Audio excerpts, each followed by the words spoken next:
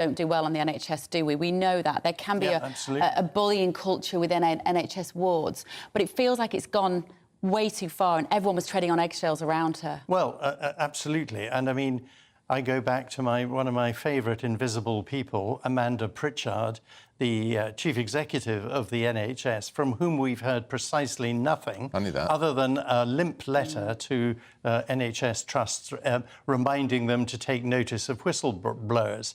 If you had one of your employees murder 7 people, I think, and you have a duty of care to the people that she murdered, I think you would be take it a little bit more seriously, make at least a very compassionate apology to her shareholders, i.e. the whole of the British public. She should be in court too. And, I mean, Amanda, and what is quite clear here is that the management of the NHS has been absolutely appalling.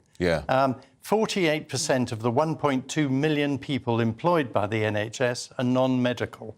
They are in management or administrative roles. That shows you again that the NHS, and this was a small hospital, relatively small hospital, that had tiers and tiers of management who all blocked the consultants from stopping this mad woman continuing her horrific killing. And I hope that this will persuade people that the NHS is institutionally completely ruined and needs fundamental reappraisal and restructure. Would you be satisfied with them piping in the court footage to her cell? Well, I think she just put her fingers in her ears and hummed to herself or something. I don't... And also, why should we... I mean... Who cares what she thinks? That's what I think. Well, I'm afraid I rather agree with you. I don't care what she thinks. She has no view in this. If she's in she's the not cell... apologised, she's shown no compassion, she's not admitted to anything. No. Who cares what she thinks? No. Get her in the court, however it takes. I agree. She's got a hand, they could get her 1 foot, 1 foot, 1 hand, drag her in there and let her scream and shout as much as she likes. And if she screams too much, gag her. I don't think she has anyone in this country who would have sympathy for her choosing not to face the music. I'm sorry, I just don't think it's right. She's evil, she's a monster, and she's a gutless absolutely. One now. And now we know she's gutless. Yes. I can't... What, do we have any idea what other countries do in this situation? Because I would bet those civilised nations with adult grown-up judiciaries those mafia killers are not allowed to languish downstairs. They'll be chained. They'll be chained. I chain her. We want to talk to you about another great event, the football. Now, Piers, you and I have known each other for over 25 years. I don't think we've ever discussed a football match in our life. Not normally, no. However, even I had it on in the background and cheering them on. Yes, I did too. They didn't make it. Is Keir Starmer right that they all deserve a damehood? No. Good. I don't think so, because they didn't win. And I also think this concept now of rushing to give people honours for almost on the spur of the moment for anything is wrong. And not all the 1966 World Cup players. I mean, my particular favourite was Nobby Stiles. Did he get anything? You know, he got nothing. I think he got an OBE. Latterly. Yeah, it's I think he did more for dentistry than any other footballer. He was great. But what about the elephant in the room? Where was Prince William? Well, he should have been the president of the Football Association. He should have been there for 3 reasons. One, he's president of the Football Association, the English Football Association. And was there a bigger match in the world than this? No. The second reason is his duty to the Commonwealth. Now, when the royal family are trying to keep the Commonwealth together, the match was being played in Australia, but still part of the Commonwealth, but shaky. And I think he should have been there for that reason. And, of course, that's why they sent Cleverly instead. Foreign Secretary, because he's the Foreign and Commonwealth Office Secretary of State. But it shouldn't be a political matter. It should be a head of state.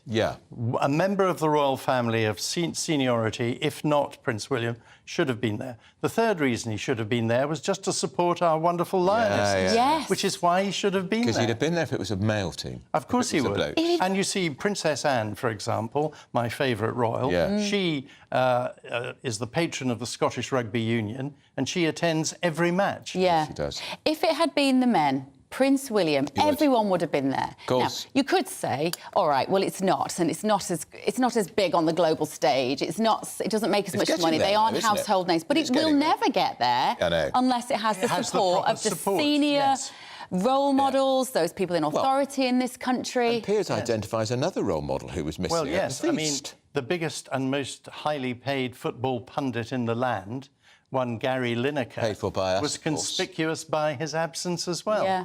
And, I mean, if and he's the first person on Twitter to sound off on every subject, and I think he's sounded off in the past about how we should support our Lionesses. Yeah, why wasn't he there? Well, I would say that Gabby Logan, it was her big moment as well. She's been a commentator. She's been working on football for 20 years. Yeah, I mean, he could easily have afforded to go as a spectator. Yeah. And normally he's quite keen to get a freelance job with another broadcaster to pay his way so he can attend these matches. But he seemed to show no interest in attending. No. And I think that was very poor. Yeah. And the standard, let's be honest, the standard is not as good as the men's game. I rely on your expertise because I didn't watch much of it. Well, one of the most entertaining things for me was having a few men in my life watching the football offering their slightly derogatory comment about the women's football. I'm sure I'm not alone in that, having that experience. But I think they are still the second best team in the world, and regardless of what you think. And they won the European Championship, yes. didn't they? Yes. It's a phenomenal achievement. We should be very proud of them. Yeah. It's done wonders for football. And in Australia, the semi-final, and I haven't seen the figures for the final yet, but the semi-final was the most watched sporting event in Australian television history. How extraordinary and that is incredible for a very chauvinistic sporting country. And I love the question put to the English manager, whose name, forgive me, I can't remember. And they said, oh, so you've got the girls to the final. Are you now going to go into men's football? Her face was a picture.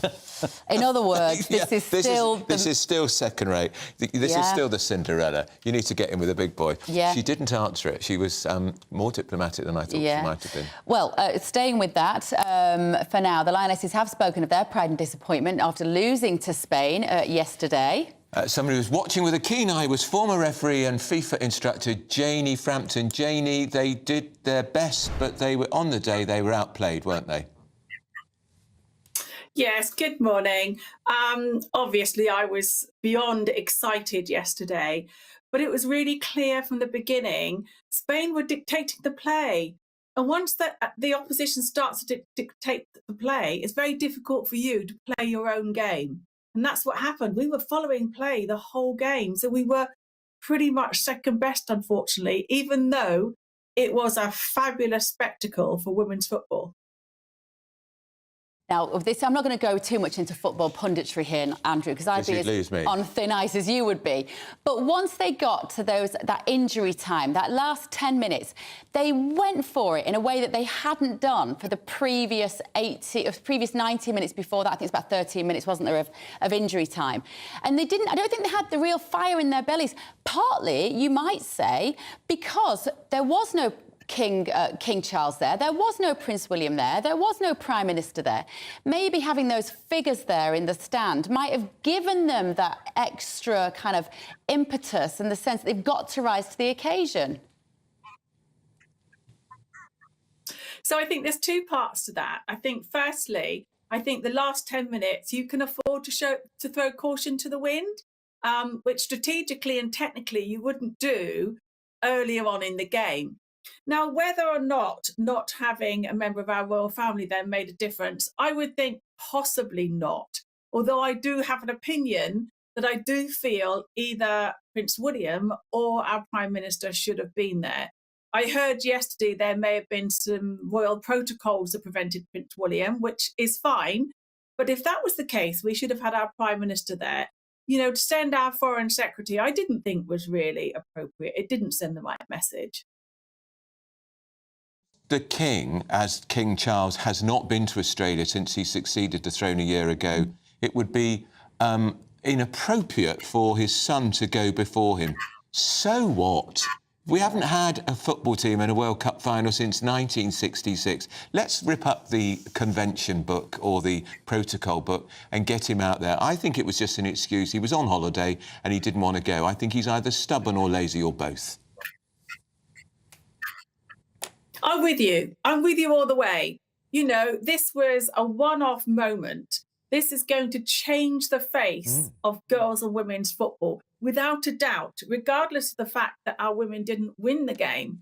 It is going to change the face. And already it's opening so many conversations now, which I heard you touch on earlier, you know, particularly about the coach, particularly about the pay of the women and what next, and the accessibility for girls, young girls, to be able to play football. And Janie, I looked at some figures before this World Cup. 47% of secondary schools were offering football for girls. Do you expect this figure's going to soar now, not least because girls will be demanding the chance to play football? Yes, you know, this has been an argument for years, and I still don't think that 47% is high enough. More so, there's a higher coverage. I think it's something like 75% in primary schools. For the secondary schools, we need to do better than that. But in actual fact, we need to do better than those percentages across all sports now for young people. How are we ever going to get the next generation to be sort of fit and healthy?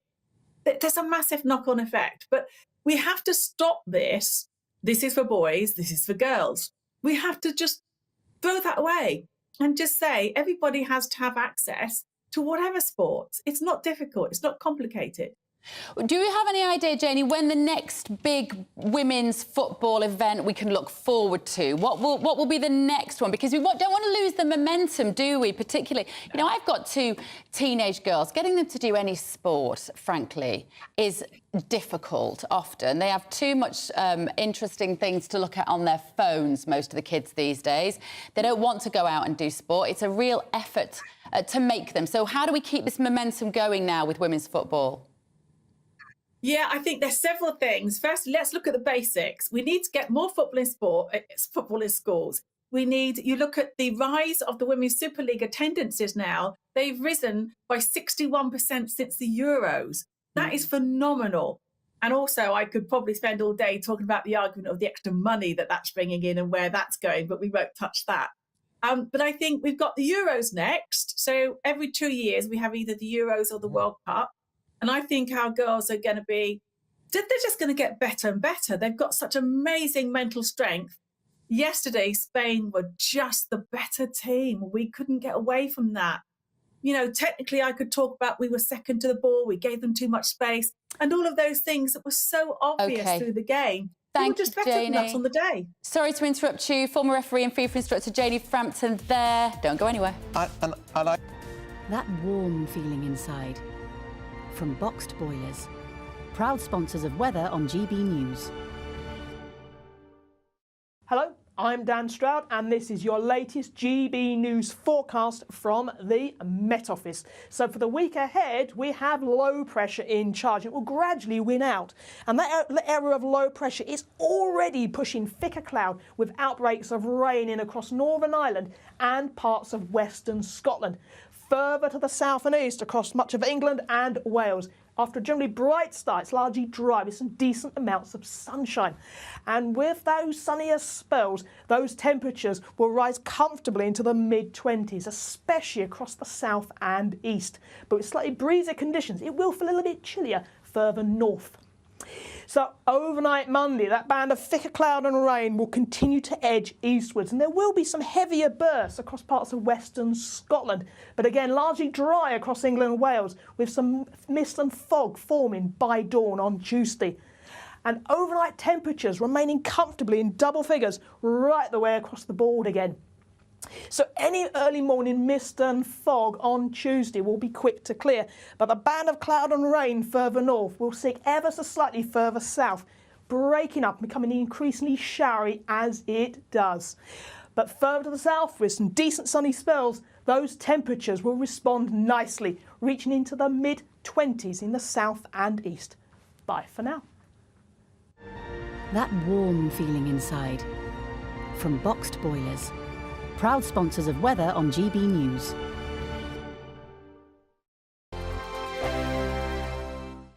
What you get for breakfast is something that, if we do our jobs right, you will wake up to news that you didn't know the night before. It's a conversation. It's not just me and Eamon. We want to get to know you, and we want you to get to know us. From 6, it's Breakfast with Eamon and Isabel. Monday to Thursdays on GB News, Britain's news channel. Westminster is going around in ever-decreasing circles, followed by the media. Britain is broken. How on earth did we get into this mess? But more importantly, how do we get out of it? Join me at 7 p.m, Monday to Thursdays on Farage, here on GB News. We will have open, rational debate. We've got to work out how Britain moves forward from this. Join us here on GB News, the People's Channel. Britain is watching. When the news happens, it happens here. And really important breaking news. Breaking news this morning. On TV, radio and online, the news starts here on Britain's Newsroom. All the biggest stories and the answers that you need from across the UK and beyond. Join Britain's Newsroom from 9:30 on GB News. The People's Channel, Britain's news channel. Join me, Patrick Christie's, Monday to Friday, 3 till 6. We tackle the day's news agenda like you've never seen before. It's high tempo, high octane, the most controversial topics and the best guests. You will not be able to take your eyes and ears off it. I'm not afraid to ask the questions that you really want answered. 3 till 6 p.m, Monday to Friday on GB News, the People's Channel, Britain's news channel. People in Britain, they love free speech, but they also love fair play. I don't care if I'm speaking somebody from a trade union, from the Labour Party, somebody from the SNP. And I think the viewers like to see that actually we can challenge one another, but in a positive way. We think we ask the questions that people want to ask, and often we ask the questions that we wanted to ask in Parliament but never got the chance to ask. So join us every Saturday, 10 a.m. till noon on GB News, Britain's news channel. Hi, I'm Dan Wootton. You can watch me live on GB News Monday to Thursday from 9 p.m. And did you know that you can also watch and listen live on our website, gbnews.com? You'll always be up to date on the latest breaking news, as well as enjoying the best stories, opinions and shows. You can even join the debate under our live player as you're watching. So head straight to gbnews.com on TV, radio and online. GB News, Britain's news channel. It's all about family, being in people's living rooms, all the interaction and getting to know who our viewers and listeners are. When I was young, my dad used to say, no, stop arguing. I wanted an outlet that would enable me to give my opinion. People are going through a really hard time right now, and I know that you don't feel like you're being listened to by the establishment. I came to GB News because it's the People's Channel, and I want the audience to have their say on the events of the day. We're dynamic. We do something different. Democracy shows that the wisdom of the nation is in its people. I get to travel to find out what the story is from a personal perspective. The British people aren't fools. We know when we're not being told the full story. We've got to work out how Britain moves forward from this. It's the best country in the world. The establishment had their chance. Now we're here to represent your views. Britain's watching. Britain's watching. Britain's watching. We're proud to be GB News, the People's Channel, Britain's news channel.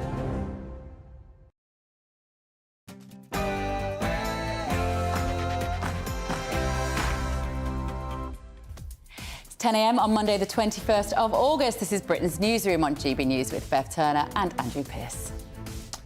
Drag her to court. Parents demand that baby serial killer Lucy Letby is forced to come into her sentencing because she's refusing so far to face the victims' families.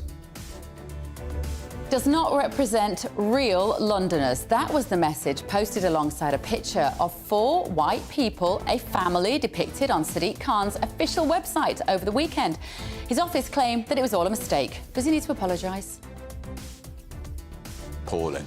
Second place, the Lionesses lost 1-0 to Spain in the World Cup final. Were you proud of them? Did they put the men's team to shame? Pushover Britain. 1 in 2 of us think that the UK is taken advantage of by other countries, with just a quarter thinking that Britain gets a good deal from other nations. Do you think we need to toughen up on the world stage?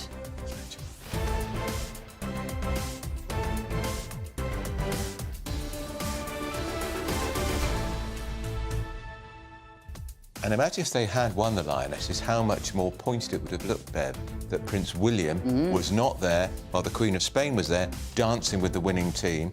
He's a future king. He's the president of the Football Association. Australia is part of the Commonwealth. He's going to be king of Australia one day.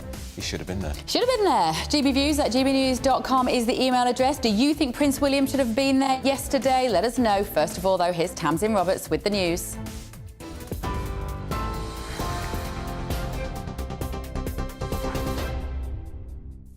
Bev, thank you and good morning from the GB Newsroom. It's 1 minute past 10.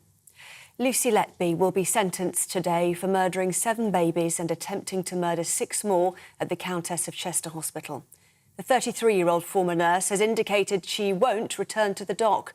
Manchester Crown Court will hear personal statements from some of the parents of those killed or injured, outlining the impact Letby has had on them. She committed the crimes whilst working on the neonatal unit at the hospital between 2015 and 16.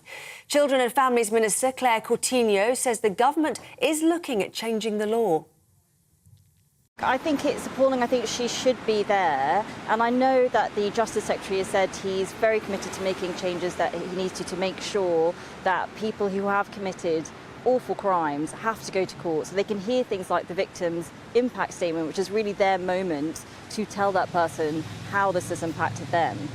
There is a commitment across government to making sure that people who have committed crimes are facing the reality of that so that they can hear these things. And my understanding that does mean that a change in the law is needed. Well, Shadow Prisons Minister Ellie Reeves says the government has had time to change the law. There's a number of things that the government could have done. For example, giving the judge powers to increase sentencing where someone fails to turn up for the hearing. You could also look at things like prison privileges, for example. And there's also been this suggestion that where a defendant refuses to attend court, proceedings could be live streamed into their cells. The reality is that the government have had months and months to deal with this issue. They've failed to act, and that's going to result in cowardly Lucy Letby not attending court today. A 50-year-old man will appear in court later following the major police data breach in Northern Ireland. He's been charged with possessing documents likely to be useful to terrorists. It's after the details of 10,000 officers and staff were published online by mistake. The leak contains the surname and initial of every employee, their rank, where they're based and the unit they work in. Police believe the information is now in the hands of dissident Republicans. The government is calling on housing associations, social landlords and developers to review tenancy contracts to help childminders. Many living in rented accommodation are prevented from using their homes for business purposes. The Department for Education says too often prospective childminders are having the door slammed in their face. The government is also bringing in measures to encourage more people to care for school-aged children, including a £1,200 start-up grant. From today, Londoners are eligible for a cash grant of up to £2,000 for cars that don't comply with low emissions policies. The Mayor of London's scrappage scheme will cost around £110 million. It begins today ahead of the expanded ULEZ, which will cover all London boroughs from the 29th of August. But the policy faces opposition in other parts of government, with a council leader in Hertfordshire refusing to erect signs warning drivers of the new low-emission zone. Conservative London Assembly member Neil Garrett says the new ULEZ requirements have been rushed. He's really rushed this through. He only announced in November last year that he was going to do this. So people have had less than a year at a time of, real financial pressure, potentially to try to replace their car. And now we're seeing this evidence that the benefits that are touted for the ULEZ expansion are either very small or, there's question marks about the evidence behind them. I think the whole policy really needs a rethink. Is this the best way to clean up London's air, and have people been given enough time to get ready for it? I don't think they have. England captain Millie Bright says the team will definitely bounce back from their World Cup final loss to Spain. The skipper says she's proud of the girls and that it isn't the end of the journey. The Lionesses are now travelling back from Australia. Both Labour leader Sir Keir Starmer and the Lib Dems' Ed Davey have called for them to be given honours. And today, Britain's oldest person gets a year older. Ethel May Caterham from Hampshire is celebrating her 114th birthday. The supercentenarian was born in 1909. Very happy birthday to you, Ethel. This is GB News across the UK, on TV, in your car, on digital radio and on your smart speaker by saying, play GB News. Now, though, back to Andrew and Bev.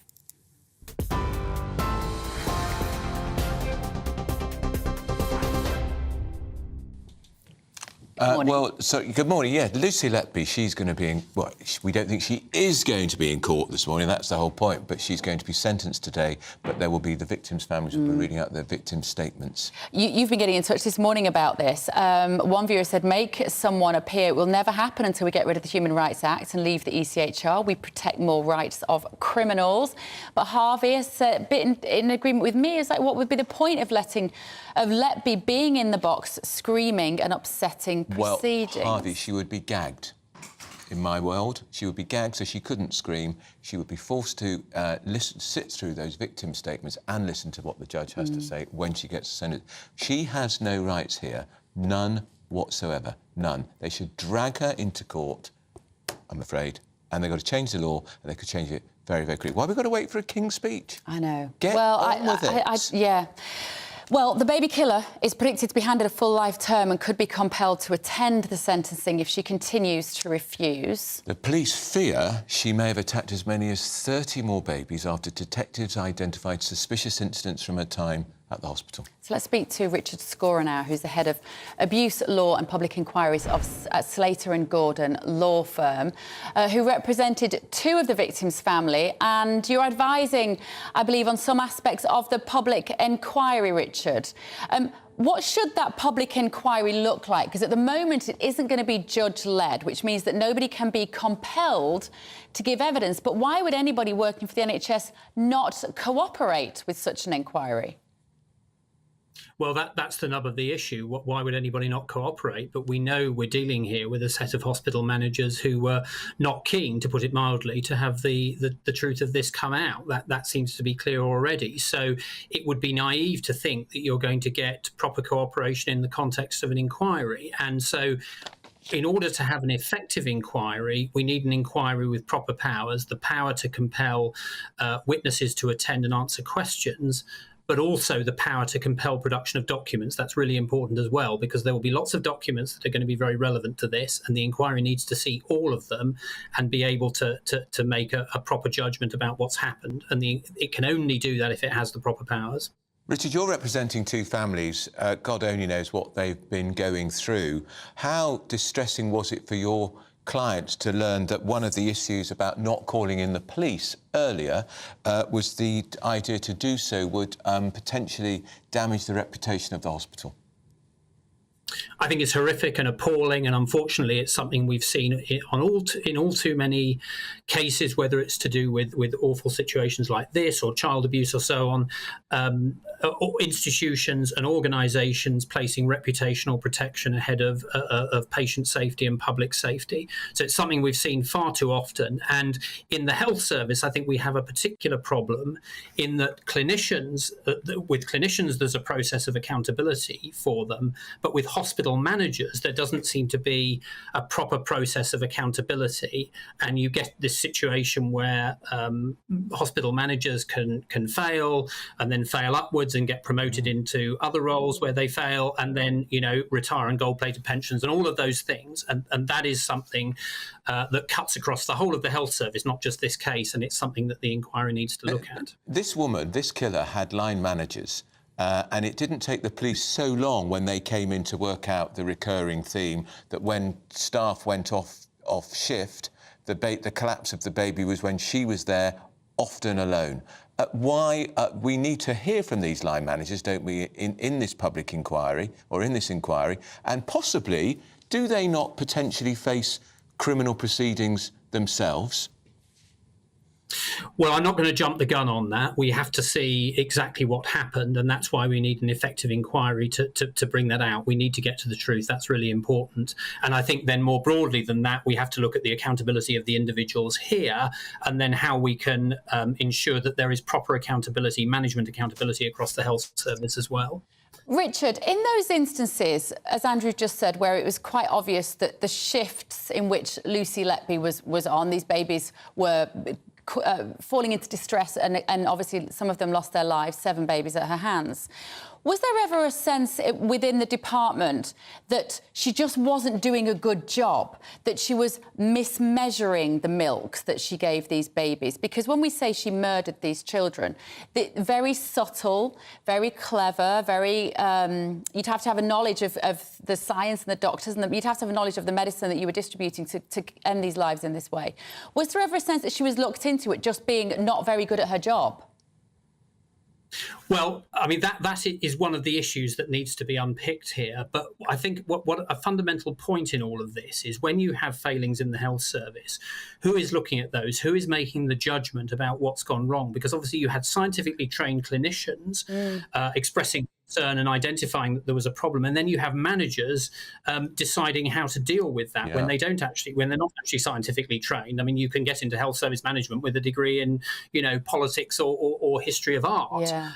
So they don't necessarily have that scientific training. And I think more generally across the health service, where you have evidence that something has gone wrong, we need to look at, who is then making the judgment about what then needs to be done about it. Is that judgment being made independently, or is it being made by managers who may not be trained to make an assessment and may have a stake in reputational protection, which means that they don't address the issue properly. Isn't that the point, Richard, that potentially then these are managers who made these decisions, who overruled the medical people, were thinking about the reputational damage of the hospital and perhaps themselves? Yeah, that's an absolutely key issue. I mean, it's very clear that reputational protection was a feature here, and it actually, I mean, it's stated in terms in one of the management communications. So we know that was an issue. We obviously need to unpick the detail behind that and then see what we need to do to ensure that that doesn't happen across the rest of the health service. Because, I mean, these kinds of things have happened before, and they'll happen again unless we get a grip on it. Richard, are these families liable to receive compensation for their loss? We know that obviously litigation within the NHS is a huge area which costs billions every year when medical malpractice is found to have happened. What's the situation for the families now? Well, that'll be something that will have to be addressed down the line, and that's not the primary focus of the families at the moment. The focus of the families is making sure that we get a proper inquiry and that proper lessons are learned. Because, I know this is a cliche, but they do not want other people to have to go through what they've been through, and that's why it's so important to learn the lessons here. Yeah. Just briefly, Richard, you are representing two families. There's a great debate and hoo-ha about whether Letby will be in the witness box to hear the sentencing, to hear the witness statements. The families you represent, would they prefer it that she was? Absolutely. And, I've represented victims of crime for the best part of 25 years, victims of serious crime, and having the defendant in the witness box to hear the sentence and listen to victim impact statements is a really important part of justice and accountability. We've got to change the law on this. There are things that we can do. I mean, they've been talked about this morning, and it's something that definitely needs to happen. Would you like to see people dragged in against their will on handcuffs or in any way? I don't want a situation where a defendant is making a spectacle of the trial process. We've got to avoid that. But I do think it's important that the court has the power, if necessary, to do that, to ensure that the prisoner is produced. I mean, I think that's something that's got to be addressed. There are legal complexities around that, but it has got to be addressed and it's got to be done.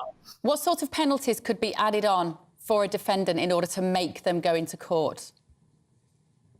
Well, again, that's something that a new law would need to address. Obviously, the approach would be that it would become an aggravating factor in sentencing. But of course, in the Letby case, that may not be relevant. If she gets a whole life term, that's not going to change because of her non-appearance. Well, they could say solitary confinement and no visits.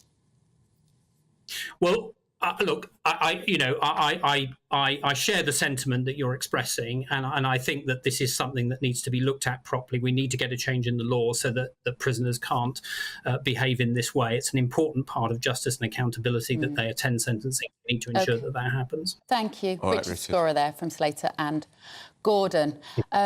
Interesting, isn't it? Really interesting. And because she's probably going to get a full life sentence, they can't add to the sentence, but they could say you're not going to get a visitor. There's got to for be. A year. I'm comfortable. I'm very comfortable with that. Obviously, you're going to be in solitary confinement extra for a year. We're going to be talking about this a little later, of course, to Sarah Vine and Bushra Sheikh when we talk about the papers. And Sarah Vine wrote a very powerful piece the other day about how Letby is truly the face of evil. She is.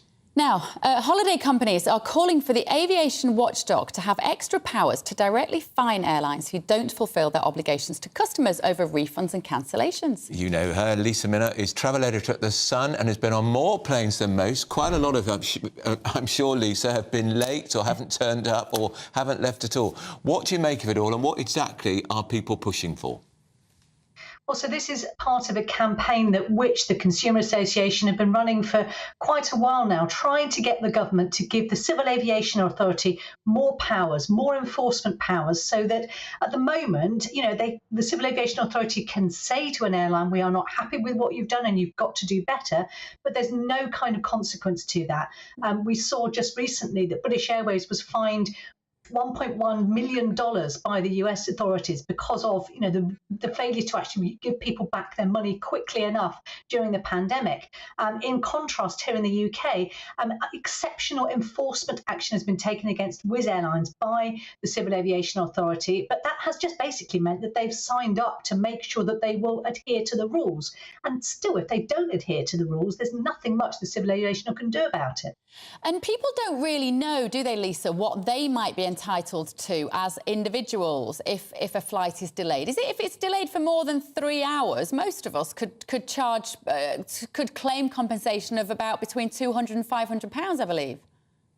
That's right, but that's only if these just the circumstances around the delay were completely the airline's fault. And what we've had in recent months, as I'm sure you've seen, is a lot of industrial action and a lot of problems with air traffic control systems across Europe, partly in place because of Ukraine, because of course we've got much more restricted airspace now because of those no-fly zones over Ukraine and Russia. So it has impacted airlines in the case that it wasn't their fault. But in the case where it is their fault, yes, there should be far more automatic compensation given.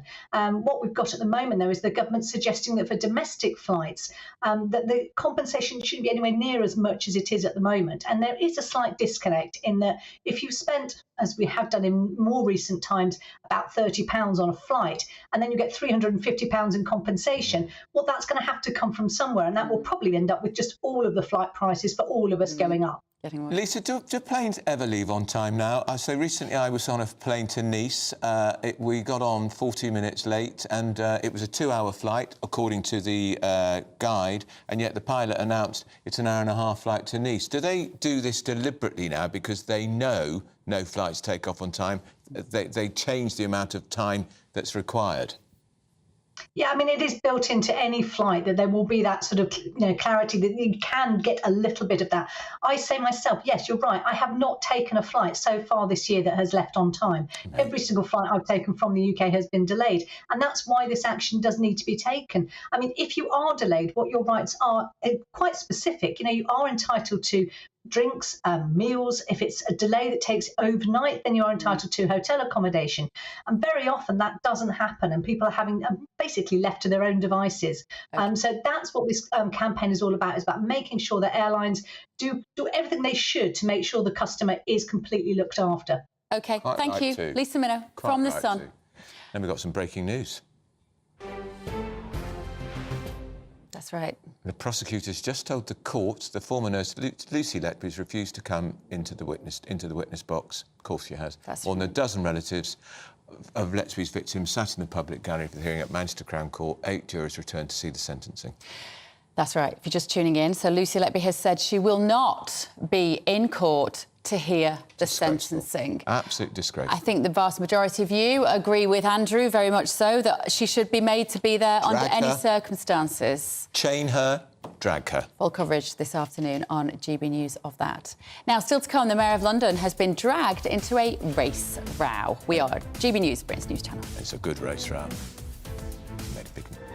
That warm feeling inside. From Boxed Boilers, proud sponsors of weather on GB News. Alex Deakin here with your latest weather update from the Met Office for GB News. Pretty warm and sunny across much of the south today. The breeze picking up further north where there is a bit more cloud. We've got some wet weather across northwest Scotland from this area of low pressure and this weather front. But high pressure dominating across the south. It'll add a bit of mist and fog first thing, and still a fair bit of cloud around in some areas, but generally turning sunny now across the Midlands, eastern and southern England. A few scattered showers over central and southern Scotland, but more persistent rain rain as the winds pick up across the Highlands and the Western Isles of Scotland. Temperatures here in the high teens, but head further south, we're getting into the 20s, mid-20s across the southeast, 26, possibly even 27 Celsius. A few more showers this evening, perhaps parts of Wales and then northeast England could see a few, and the rain will push in across Scotland and Northern Ireland overnight, tending to ease off as it does so, but nevertheless a fairly damp and blustery night here. Across the south it stays dry, and everywhere pretty warm nights, temperatures holding up 15 or even 16 degrees Celsius in some urban areas.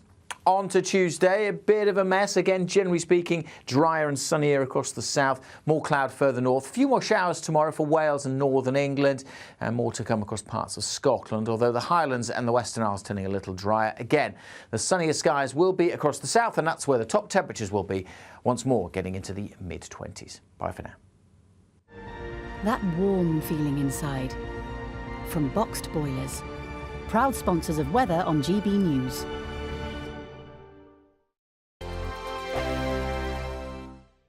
The Live Desk with me, Mark Longhurst. And me, Pip Thompson. It's here Monday to Friday on GB News. From midday, we'll bring you the news as it breaks, whenever it's happening and wherever it's happening, from across the UK and around the world. Refreshing, feisty, but with a bit of fun too. If it matters to you, we'll have it covered on TV, radio and online. Join the Live Desk on GB News, the People's Channel, Britain's news channel. Weeknights on GB News from 6 p.m. You'll always get drama. Please stop, Michelle. I know, yeah. Please stop. Should I just shut up? Romance. You like me, I like you. There you go. There you are. Well, don't tell anybody. Adventure. Etc. That's the whole point. But and action. Sergeant, we're being greeted by superstar panel that are already at it. They're fighting. It's going to be quite a show. Only on GB News, the People's Channel, Britain's news channel. So Jubes and Kerr, we tackle the issues of the day with real robust debate, both sides of the fence, battling it out with me in the middle with my forthright opinions and views, and often really interesting things happen because you start with a position and then by the end of the debate you find actually, well, I might not have thought about that one. What we need in this country is 2 new political parties. You should maybe think about doing a 2024 calendar. I'm Michelle Dewberry and I'm keeping you company right through until 7 o'clock this evening. GB News, the People's Channel, Britain's watching. Monday to Thursday, 9 p.m. till 11 p.m. Join me, Dan Wootton. I'll bring you the sharpest takes and hottest debates. Do you not believe in prison? I don't believe in prisons. I'm completely stunned. I guarantee you there'll be no spin, no bias, no censorship. I actually was personally quite offended by it. And no reason to go to bed. So I guess they've always been quite woke. That's Dan Wootton tonight on TV, radio and online. Monday to Thursday from 9 p.m. till 11 p.m. on GB News. The People's Channel, Britain's news channel. In a world of dull and predictable radio and TV shows. Oh, hi. On Mark Dolan tonight, we've got big guests. We drill into the big stories of the day. The show adds up to a brilliant listening and viewing experience. Mark Dolan Tonight is the most entertaining current affairs show ever, and that's a fact. That's Mark Dolan Tonight, Friday, Saturday and Sunday from 9. Only on GB News, Britain's news channel.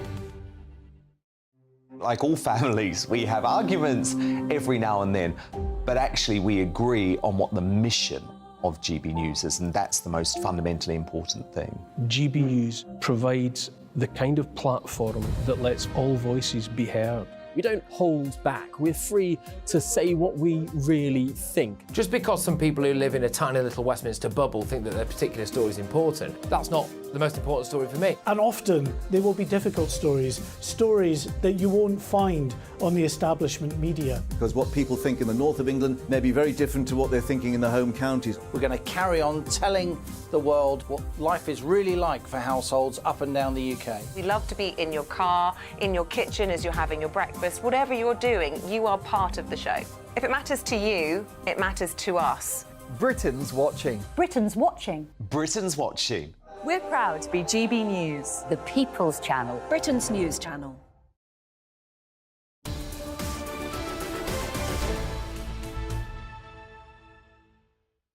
10:25, you're with Britain's Newsroom here on GB News with Andrew Pearce and Bev Turner.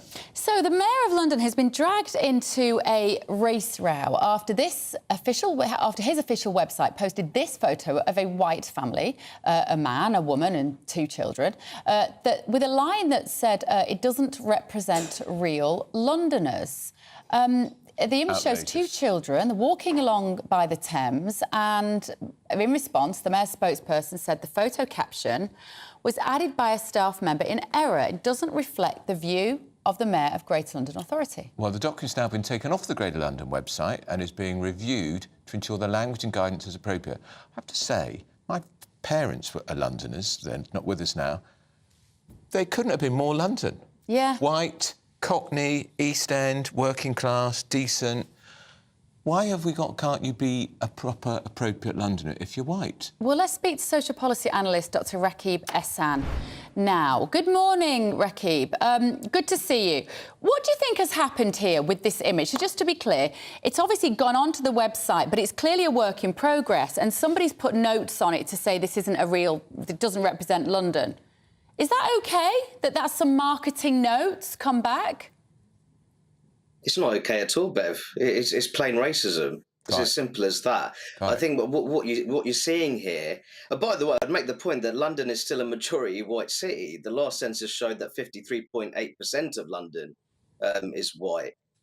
This was actually a really nice image, a very family-oriented image, and then for it to be accompanied with this this phrase "doesn't represent real Londoners." What you're seeing there is that white Londoners are being deprived of their local pride in their own city and their status as a member of London on the grounds of them being white. If that's not racist, I don't know what is. And we're talking about families who may well have their family history in London for generations, if not centuries. Imagine if we turn the tables here, Rakib, and it was a black parents with their black children, and the image had been scrawled, "This is not an image, a proper image of London." The row, Sadiq Khan would have been facing calls to resign. But because it's white, that's OK. Well, what I've talked about, and this is what I talked about in my book that was recently published, Beyond Grievance, there's almost been a normalisation of anti-white bigotry on elements of the left, Andrew. And I think that there's so-called anti-racists who simply don't talk about it enough, and they don't do enough to challenge it. And I think that what you're seeing here, people say, oh, it was a mistake by a junior staffer. The fact that this kind of thinking might exist in City Hall, that should worry us all, to be honest, Andrew. Isn't the worry that whoever wrote this thought he was reflecting the view of his political master, the Mayor of London, Sadiq Khan? Well, if you felt that your place of work wouldn't accept this line of thinking, then you wouldn't do it to begin with, would you? And I think that's the real worry here. And I think that it's incredibly alienating. The Mayor of London, in my view, Andrew, all too often he's been racially divisive. He's used public celebrations, including the New Year's Eve fireworks, to promote the Black Lives Matter movement. More recently, he's linked his ULEZ scheme, which took a hammering in the Uxbridge and South Ruislip by-election. He linked that with far-right activism. I think that the Mayor of London, considering it's such a diverse city, and I think this is the point that I'd make, is that when you see this sort of modern diversity politics, all too often it's actually deeply exclusionary when it comes to the white British mainstream. Yeah. If we look at the actual statistics about London as a whole, the percentage of people who live in London who are white British is 36.8%. White-skinned as a whole, 53, nearly 54%. Asian, Black, British, mixed other, 47%. So does he have a point when he says... Because all the time... Listen, this is the thing about Sadiq Khan. All the time, he's promoting himself and he's trying to get votes. That's what drives him all the time. More than almost any other politician. I mean, you might say, well, stop the press, Bev. That's what politicians do. But there's something about him particularly that he puts himself at the centre of every little piece of marketing paid for by the taxpayer. And it does tell us quite a lot about what he is aiming to do and who he's appealing to, doesn't it? No, absolutely. I'd make the point that just because London has experienced significant demographic change in recent years, it doesn't mean that white people living in London all of a sudden not real Londoners. Quite often they belong to families that have been in London for generations. And yes, the 37% of London is white British. That's still over 1 in 3 people in London. I think that we need to get away from the toxic racial identity politics, which suggests that if you belong to a particular racial group, you're all of a sudden your authenticity as a Londoner should be questioned, and I don't think that's right at all. Rakib, if you talk to a cabinet minister these days or Tory MPs, they'll all tell you the same thing. London is lost because they say it is no longer a white city. They're talking privately when they say this. It has become. We know it's multiracial, but it's an ethnic melting pot. And they would They would say this is cynical, Sadiq Khan, because he's appealing for votes from black and ethnic voters who he assumes will vote for him rather than for a white Tory candidate, which is what the Tories have chosen for the mayoral campaign next year. Well, I think what I'd say back is that the Conservatives haven't taken London seriously for some time, Andrew. And I think that in the last mayoral election, I think that if they'd actually backed their candidate and believed in him, which is Sean Bailey, I think that they could have run Sadiq Khan a lot closer, if truth be told. And I think that this view that just because the city has experienced significant demographic change, that the proportion of people in a particular city or town that has become more Asian or black, I think you'll find some of the most authentically conservative values and attitudes are in those ethnic minority communities. So I think that the Conservatives should take London more seriously. If you look at their most recent, the most impressive local election results in recent times, they're coming in places like Harrow. If you're familiar with Harrow, the majority of people there aren't white either. So I think that the Conservatives need to look at London differently in terms of actually being more optimistic about their electoral chances there. But I think one thing that we should see from the Conservative Party, especially leading figures, is that they should fiercely condemn what's happened here, because I think this is a thoroughly disgraceful incident, which in my view is racist. OK, thank you very much, Dr Rakib. And well said to him, because I agree with him, it is racist. And you can't imagine what the fuss would be if that was a black family and someone said, oh, they're not representative. Yeah, but it's all about the ESG, it's all about the diversity, it's all about, they'll have they have to tick the boxes. But anyway, breaking news. Prime Minister Rishi Sunak says, quotes, cowardly that people who commit such horrendous crimes don't face their victims. This is after the serial murder Lucy Letby exercised her right, it has to be said, not to appear for the sentencing hearing. We're going to bring you that Sunak interview shortly. Yeah. And why hasn't he changed the law then if he thinks it's so bad? Get on with it, Prime Minister. Let's see what you've been saying this morning. You've been responding to the Sadiq Khan race row. Jackie has said what Khan has said about the picture of the white family's racism. He should be removed from office immediately and prosecuted. Well, good luck with that. More to come this morning with Sarah Vine and Bushra Sheikh on this. Now, though, your morning's news with Tamsin.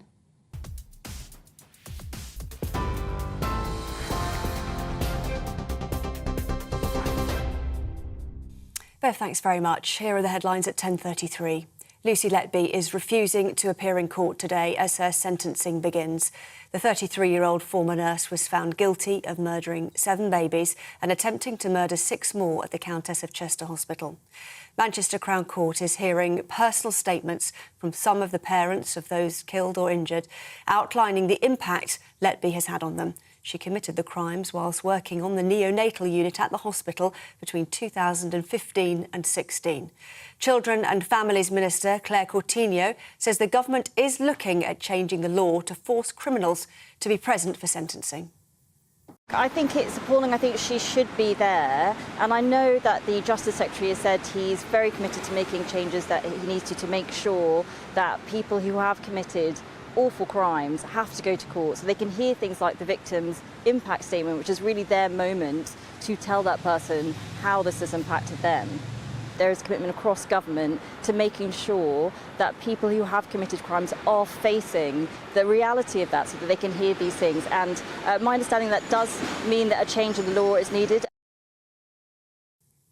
A 50-year-old man will appear in court later following the major police data breach in Northern Ireland. He's been charged with possessing documents likely to be useful to terrorists. It's after the details of 10,000 officers and staff were published online by mistake. Police believe the information is now in the hands of dissident Republicans. England captain Millie Bright says the team will definitely bounce back from their World Cup final loss to Spain. The skipper says she's proud of the girls and that it isn't the end of the journey. The Lionesses are now travelling back from Australia.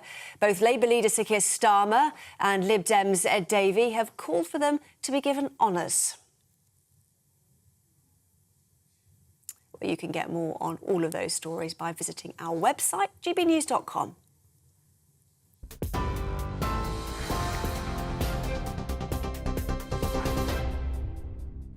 Direct Bullion sponsors the Finance Report on GB News for gold and silver investment.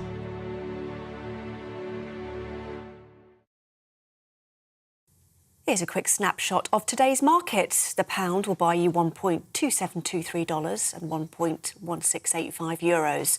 The price of gold is £1,484 and 74 pence per ounce.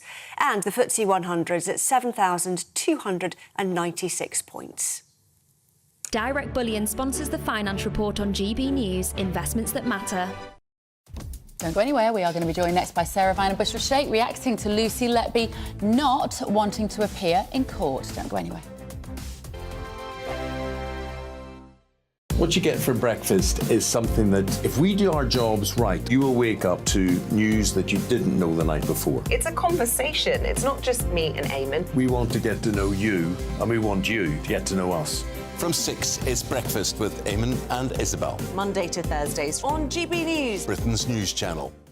Westminster is going around in ever-decreasing circles, followed by the media. Britain is broken. How on earth did we get into this mess? But more importantly, how do we get out of it? Join me at 7 p.m, Monday to Thursdays on Farage, here on GB News. We will have open, rational debate. We've got to work out how Britain moves forward from this. Join us here on GB News, the People's Channel. Britain is watching. When the news happens, it happens here. And really important breaking news. Breaking news this morning. On TV, radio and online, the news starts here on Britain's Newsroom. All the biggest stories and the answers that you need from across the UK and beyond. Join Britain's Newsroom from 9:30 on GB News. The People's Channel, Britain's news channel. Join me, Patrick Christie's Monday to Friday, 3 till 6. We tackle the day's news agenda like you've never seen before. It's high tempo, high octane, the most controversial topics and the best guests. You will not be able to take your eyes and ears off it. I'm not afraid to ask the questions that you really want answered. 3 till 6 p.m, Monday to Friday on GB News, the People's Channel, Britain's news channel. People in Britain, they love free speech, but they also love fair play. I don't care if I'm speaking somebody from a trade union, from the Labour Party, somebody from the SNP. And I think the viewers like to see that actually we can challenge one another, but in a positive way. We think we ask the questions that people want to ask, and often we ask the questions that we wanted to ask in Parliament but never got the chance to ask. So join us every Saturday, 10 a.m. till noon on GB News, Britain's news channel. Hi, I'm Dan Wootton. You can watch me live on GB News Monday to Thursday from 9 p.m. And did you know that you can also watch and listen live on our website, gbnews.com?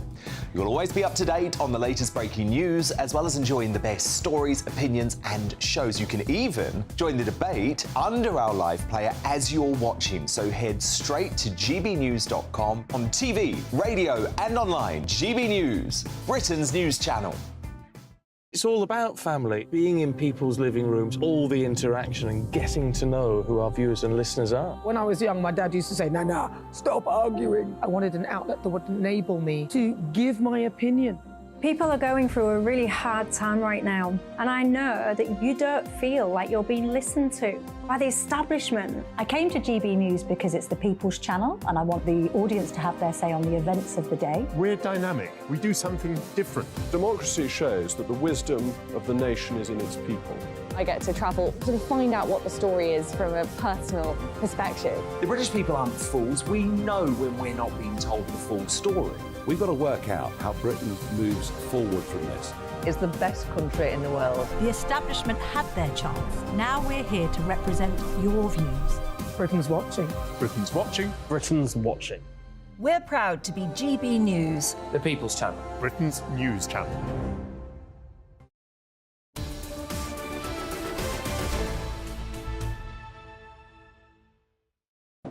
It's 10:40 with Britain's Newsroom here on GB News with Andrew Pearce and Bev Turner. We are delighted to be joined now by political commentator Bushra Sheikh and Daily Mail columnist Sarah Vine. My colleague. Now, Lucy Letby has been described... Evil. Sarah, you've written a couple of brilliant pieces about this. Thank you. Just tell us your take on it, having looked into it in such detail. What do you make of her? I think she's just, I don't know, I just think she's the devil in disguise, isn't she? It's just, I think the thing about her is that it's her sort of banality and her ordinary, girl next door demeanour. And it just reminds you that kind of evil doesn't necessarily have, horns and red eyes. It can come in all shapes and form. And I think the worst thing about this case is for the parents who have already had to grieve the loss of a baby, and then they have to grieve the loss of a baby again, knowing that that baby was murdered. And I think that is just beyond evil. I can't really get our head around it. And I just think it's her banality that really stuns, isn't it? In your column, which was brilliant, Sarah, where you said actually what she deserves is to be put to death. Yeah. Even though, like me, I'm not a fate. Likewise, you said, but we need to know why she did it. Yeah, absolutely. I think that's the thing. I mean, I think the fact that she won't face her victims, parents, and she won't come to court to hear her verdict. I think she should be made to do those things. Right. And I also think that we need to know, there needs to, I mean, if I were one of those parents, I'd want to know why. Why did you do this? What could have compelled her to do it? I don't understand. 7 times. Because the thing is, often with these cases, there's always some sort of trauma in their backstory, or there's something terrible's happened to them and they've become like that. But there's nothing. She's she had the most sort of straightforward upbringing. Yeah. There's no trauma, there's no alcohol, there's no drugs. Loving parents. There's no reason for it, and that's why I think it's so sinister. We're just going to bring some breaking news for you. Rishi Sunak has been speaking. Let's hear what he had to say.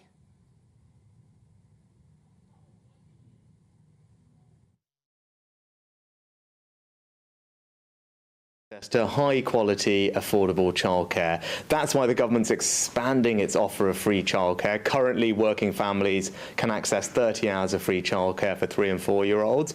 As part of our big reforms, we're extending that all the way down to little ones as young as 9 months. So that's going to be hugely helpful for families, and we're rolling that out over the next year. But also, we want to make sure that we have more childminders. The number of childminders has declined by half over the past several years. We want to reverse that trend, so we're making it easier for people to become childminders, making it easier for them to register, and making it more likely that housing providers, landlords are supportive of people becoming childminders in those properties as well. So put all of that together means high quality, affordable childcare for more families. OK, Lucy Letby affected a lot of people. Has the government been too slow to change the law which would have forced her to be in the dock? And should at least she have to watch the broadcast of it from her cell? I think the first thing is to extend my sympathies to everyone affected by this. I think, like everyone, reading about this is just shocking and harrowing. Now, I think it's cowardly that people who commit such horrendous crimes do not face their victims and hear firsthand the impact that their crimes have had on them and their families and loved ones. Now, we are looking and have been at changing the law to make sure that that happens, and that's something that we'll bring forward in due course. Should hospital managers be as accountable as doctors and nurses? Well, we're setting up an inquiry that will look into everything that happened in this case, and it's important that that inquiry, first and foremost, gets the answers that families need, ensures that we can learn the lessons from what happened, is conducted transparently, and happens as quickly as possible. So that's the inquiry that we'll set up, and to make sure that we deliver on those objectives. On that inquiry, should we have a judge-led statutory inquiry? Well, I think the important thing for the inquiry to do is make sure that families get the answers that they need, that it is possible for us to learn the lessons from what happened, everything conducted transparently, and to happen as quickly as possible. Those are the objectives that we want for the inquiry, and we'll make sure that it's set up to deliver on those aims. OK, sport now. Shouldn't you have been at the World Cup final?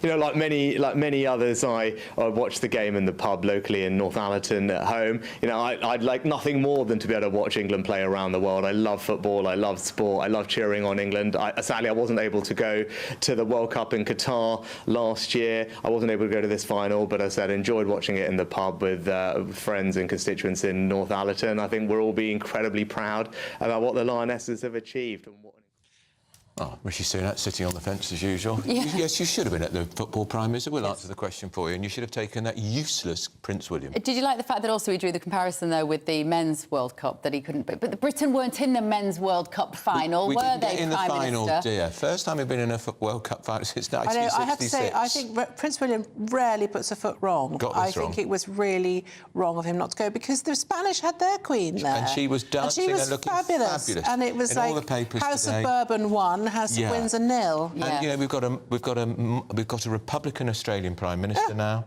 I mean, it would have been... Just changed but you see, this is the thing. Everyone always says, oh, you know, what is the point of the royal family? That is the point of the royal family. You know, they should have been there to support the Lionesses.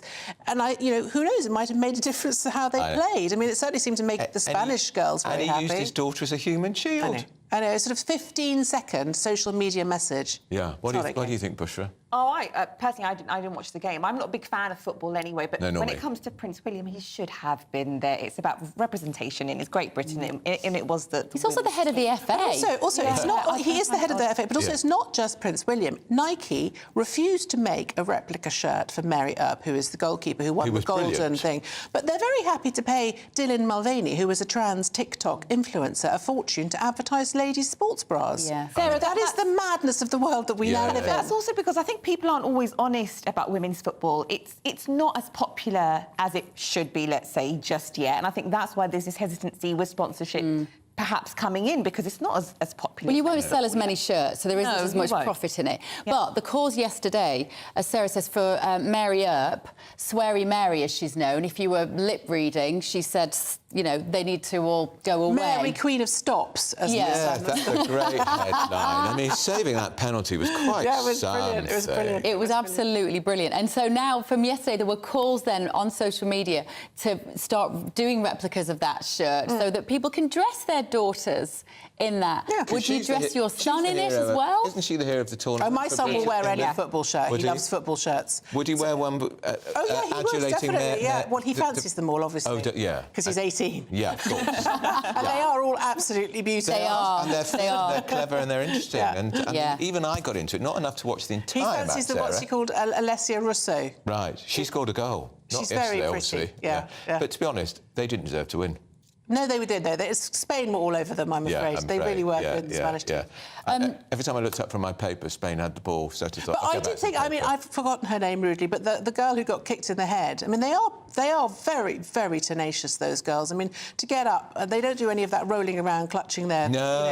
clutching their pearls. Alex Greenwood. Like the men's team. Alex Greenwood was the one who got kicked in the head. I know. Has the bandage around her. But we must talk about Letby still. So this wretched woman didn't go into the witness. It didn't go into court. I was saying earlier, Bev disagreed with me. I would have chained her if necessary, gagged her if necessary, rather like what's his name, Silence of the Lambs, and plonked him in there.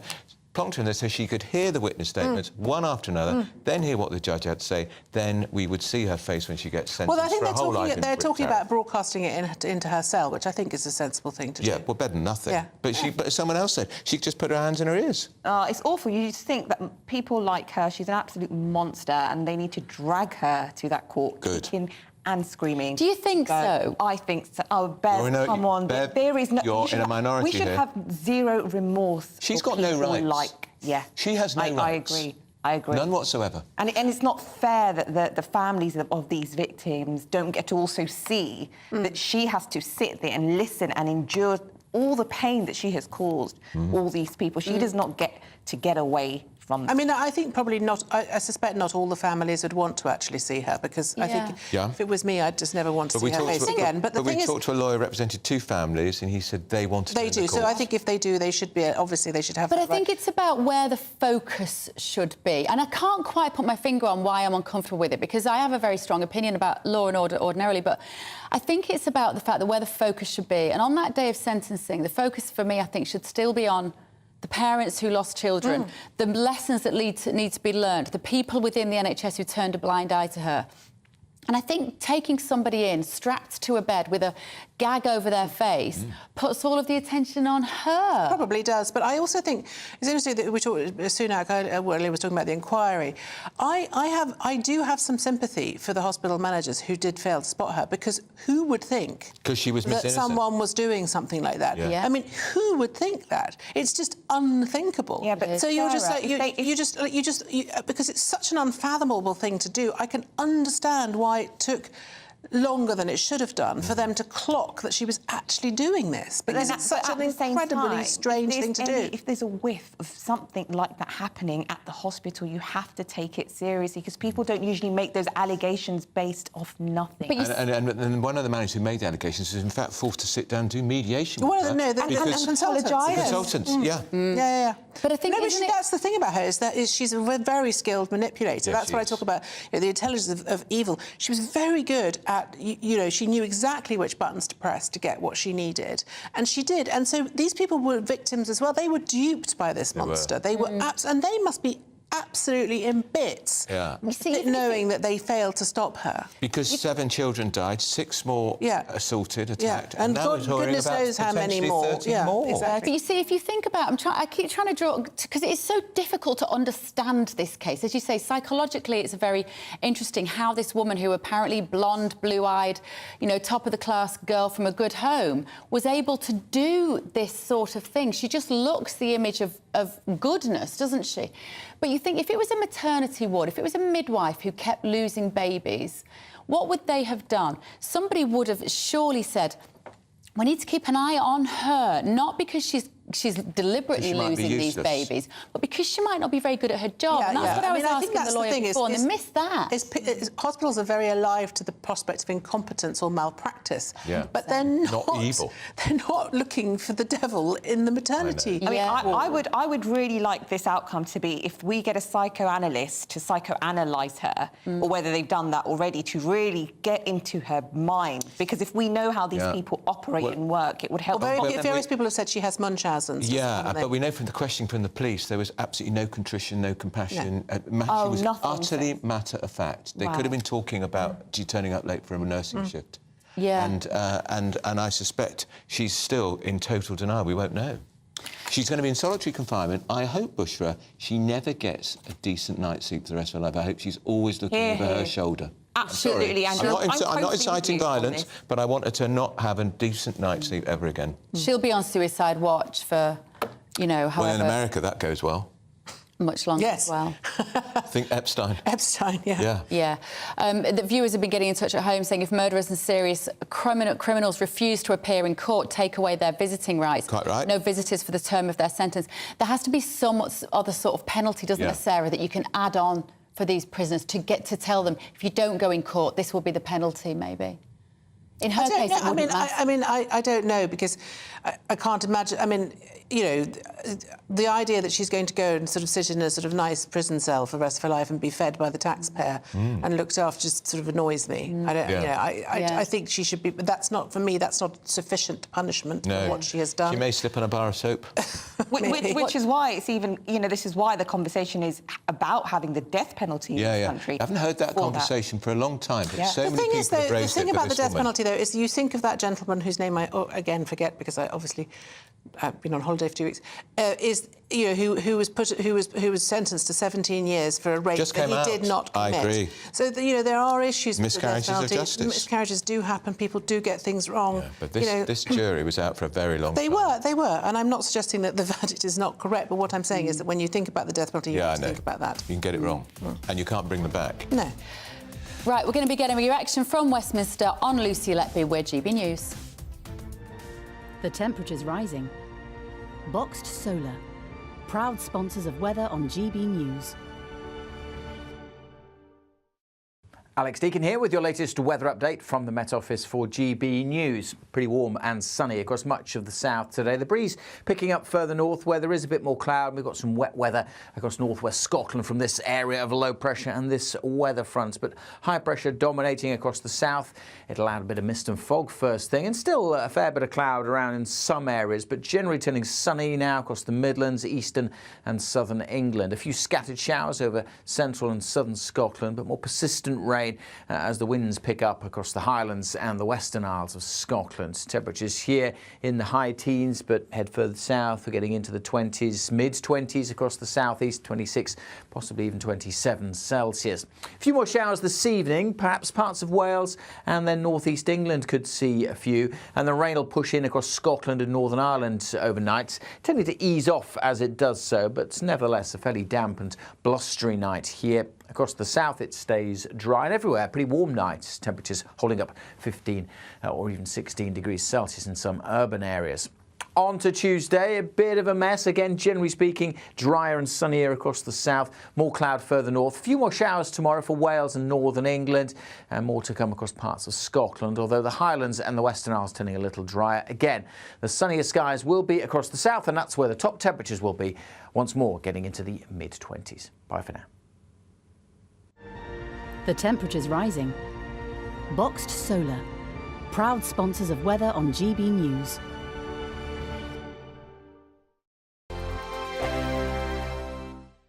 The Live Desk with me, Mark Longhurst. And me, Pip Thompson.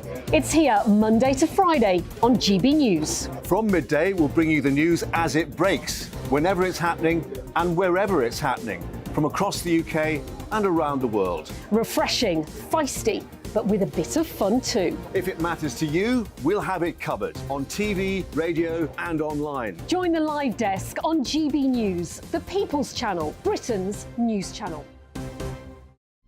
Weeknights on GB News from 6 p.m. You'll always get drama. Please stop, Michelle. I know, yeah. Please stop. Should I just shut up? Romance. You like me, I like you. There you go. There you are. Well, don't tell anybody. Adventure. Etc. That's the whole point. And action. Sergeant read my superstar panel. They're already at it. They're fighting. It's going to be quite a show. Only on GB News, the People's Channel, Britain's news channel. So Jubes and Co, we tackle the issues of the day with real robust debate, both sides of the fence, battling it out with me in the middle with my forthright opinions and views. And often really interesting things happen because you start with a position and then by the end of the debate you find actually, well, I might not have thought about that one. What we need in this country is 2 new political parties. You should maybe think about doing a 2024 calendar. I'm Michelle Dewberry and I'm keeping you company right through until 7 o'clock this evening. GB News, the People's Channel, Britain's watching. Monday to Thursday, 9 p.m. till 11 p.m. Join me, Dan Wootton. I'll bring you the sharpest takes and hottest debates. Do you not believe in prison? I don't believe in prison. I'm completely stunned. I guarantee you there'll be no spin, no bias, no censorship. I actually was personally quite offended by it. And no reason to go to bed. So I guess they've always been quite woke. That's Dan Wootton tonight on TV, radio and online. Monday to Thursday from 9 p.m. till 11 p.m. on GB News. The People's Channel, Britain's news channel. In a world of dull and predictable radio and TV shows. Oh, hi. On Mark Dolan tonight, we've got big guests. We drill into the big stories of the day. The show adds up to a brilliant listening and viewing experience. Mark Dolan Tonight is the most entertaining current affairs show ever, and that's a fact. That's Mark Dolan Tonight, Friday, Saturday and Sunday from 9. Only on GB News, Britain's news channel.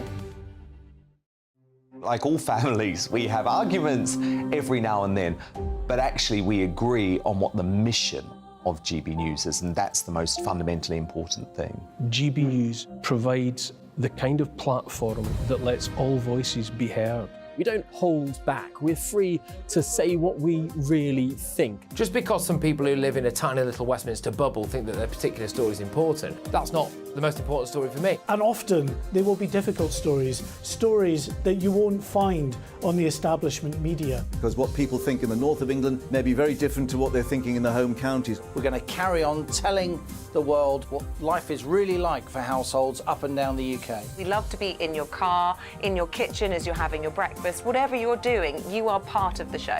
If it matters to you, it matters to us. Britain's watching. Britain's watching. Britain's watching. We're proud to be GB News, The People's Channel. Britain's news channel.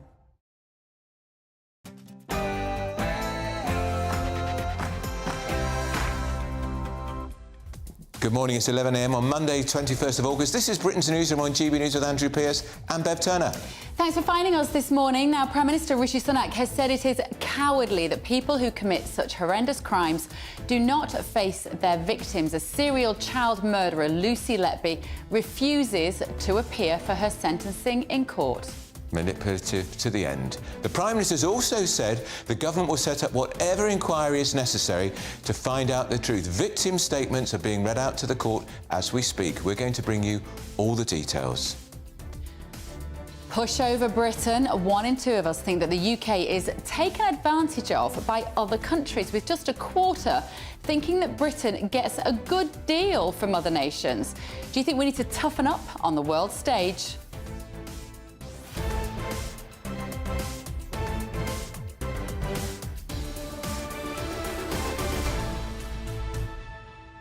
So if the Prime Minister is going to set up an inquiry, whatever it takes, he should set up a judge-led inquiry, a statutory inquiry, which means everybody required to give evidence has to go, including those NHS managers in the Letby case. Well, let us know what you think.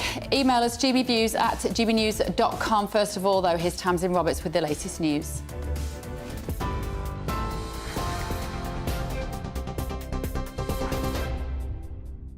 Bev, thanks very much. Good morning from the GB Newsroom. It's 1 minute past 11. The Prime Minister has described Lucy Letby as cowardly for refusing to appear in court today for her sentencing. Manchester Crown Court is hearing personal statements from some of the parents of babies killed or injured, outlining the impact Letby has had on them. The 33-year-old former nurse was found guilty of murdering 7 babies and attempting to murder 6 more at the Countess of Chester Hospital. Speaking a short time ago, the Prime Minister said the inquiry into Letby's crimes should happen as quickly as possible. I think it's cowardly that people who commit such horrendous crimes do not face their victims and hear firsthand the impact that their crimes have had on them and their families and loved ones. Well, I think the important thing for the inquiry to do is make sure that families get the answers that they need, that it is possible for us to learn the lessons from what happened, everything conducted transparently and to happen as quickly as possible. Those are the objectives that we want for the inquiry, and we'll make sure that it's set up to deliver on those aims. Well, Shadow Prisons Minister Ellie Reeve says the government has had time to change the law to force criminals to appear in court for sentencing. There's a number of things that the government could have done.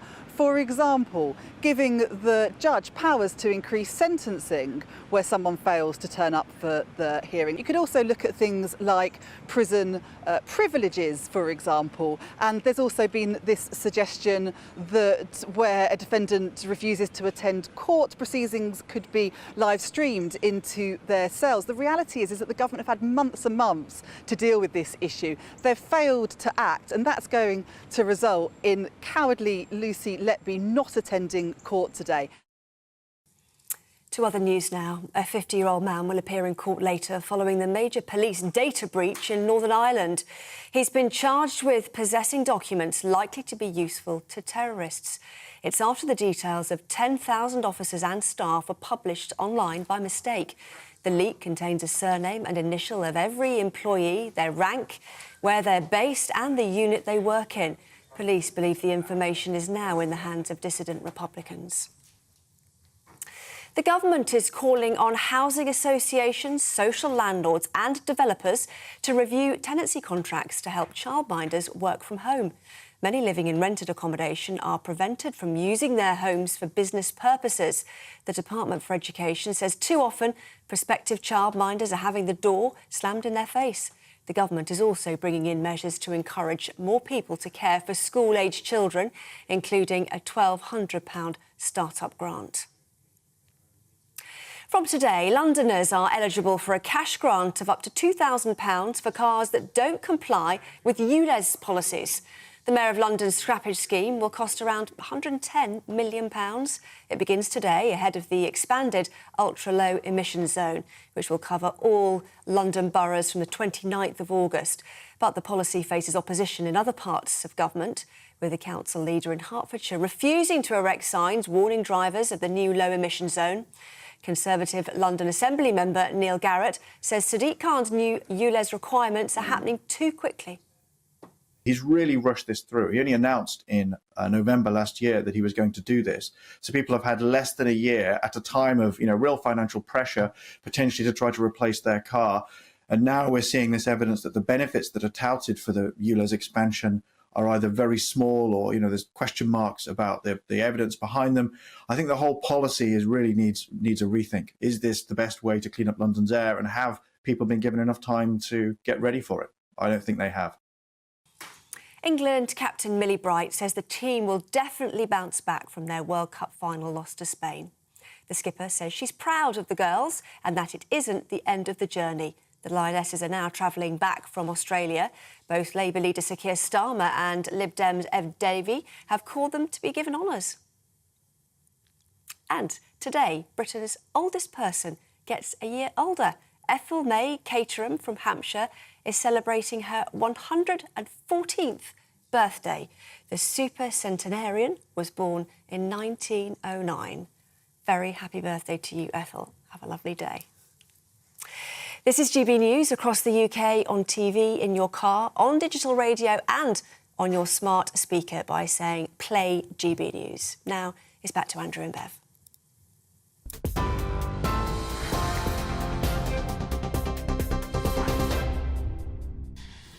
Happy birthday to that lady who is 114 years old today, by the way. Age. By the way, I do not want to live that long. I know a lot of people rejoice to say we don't need to live much longer anyway, but 114, that's incredible.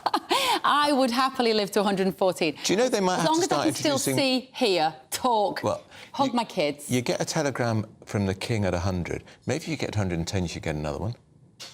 Because it's quite an achievement. I presume you must get something. I'd like to think you get them every year once you're 100, don't you? From the Queen. You should be going around for tea by the time you're 114, the King. Now, we've been talking about Lucy Letby because she exercised her right, which is an outrage, not to appear in court and to face the victims' families. As the victim statements are being read out this morning, I can tell you they are very, very moving and emotional. Yeah, harrowing. They're really harrowing. The baby killer, of course, is predicted to be handed a full life term this afternoon. In a statement in the last few moments, the mother of child A, who was murdered by Letby, and child B, who she attempted to kill, said, "You thought it was your right to play God with our children's lives.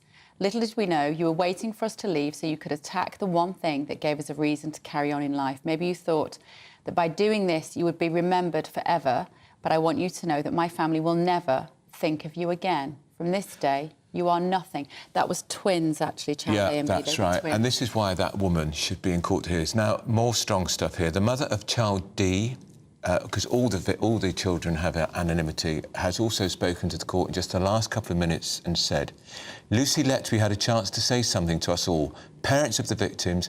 She had only one word: unimaginable. Her wicked sense of entitlement and abuse of her role as a trusted nurse is a scandal.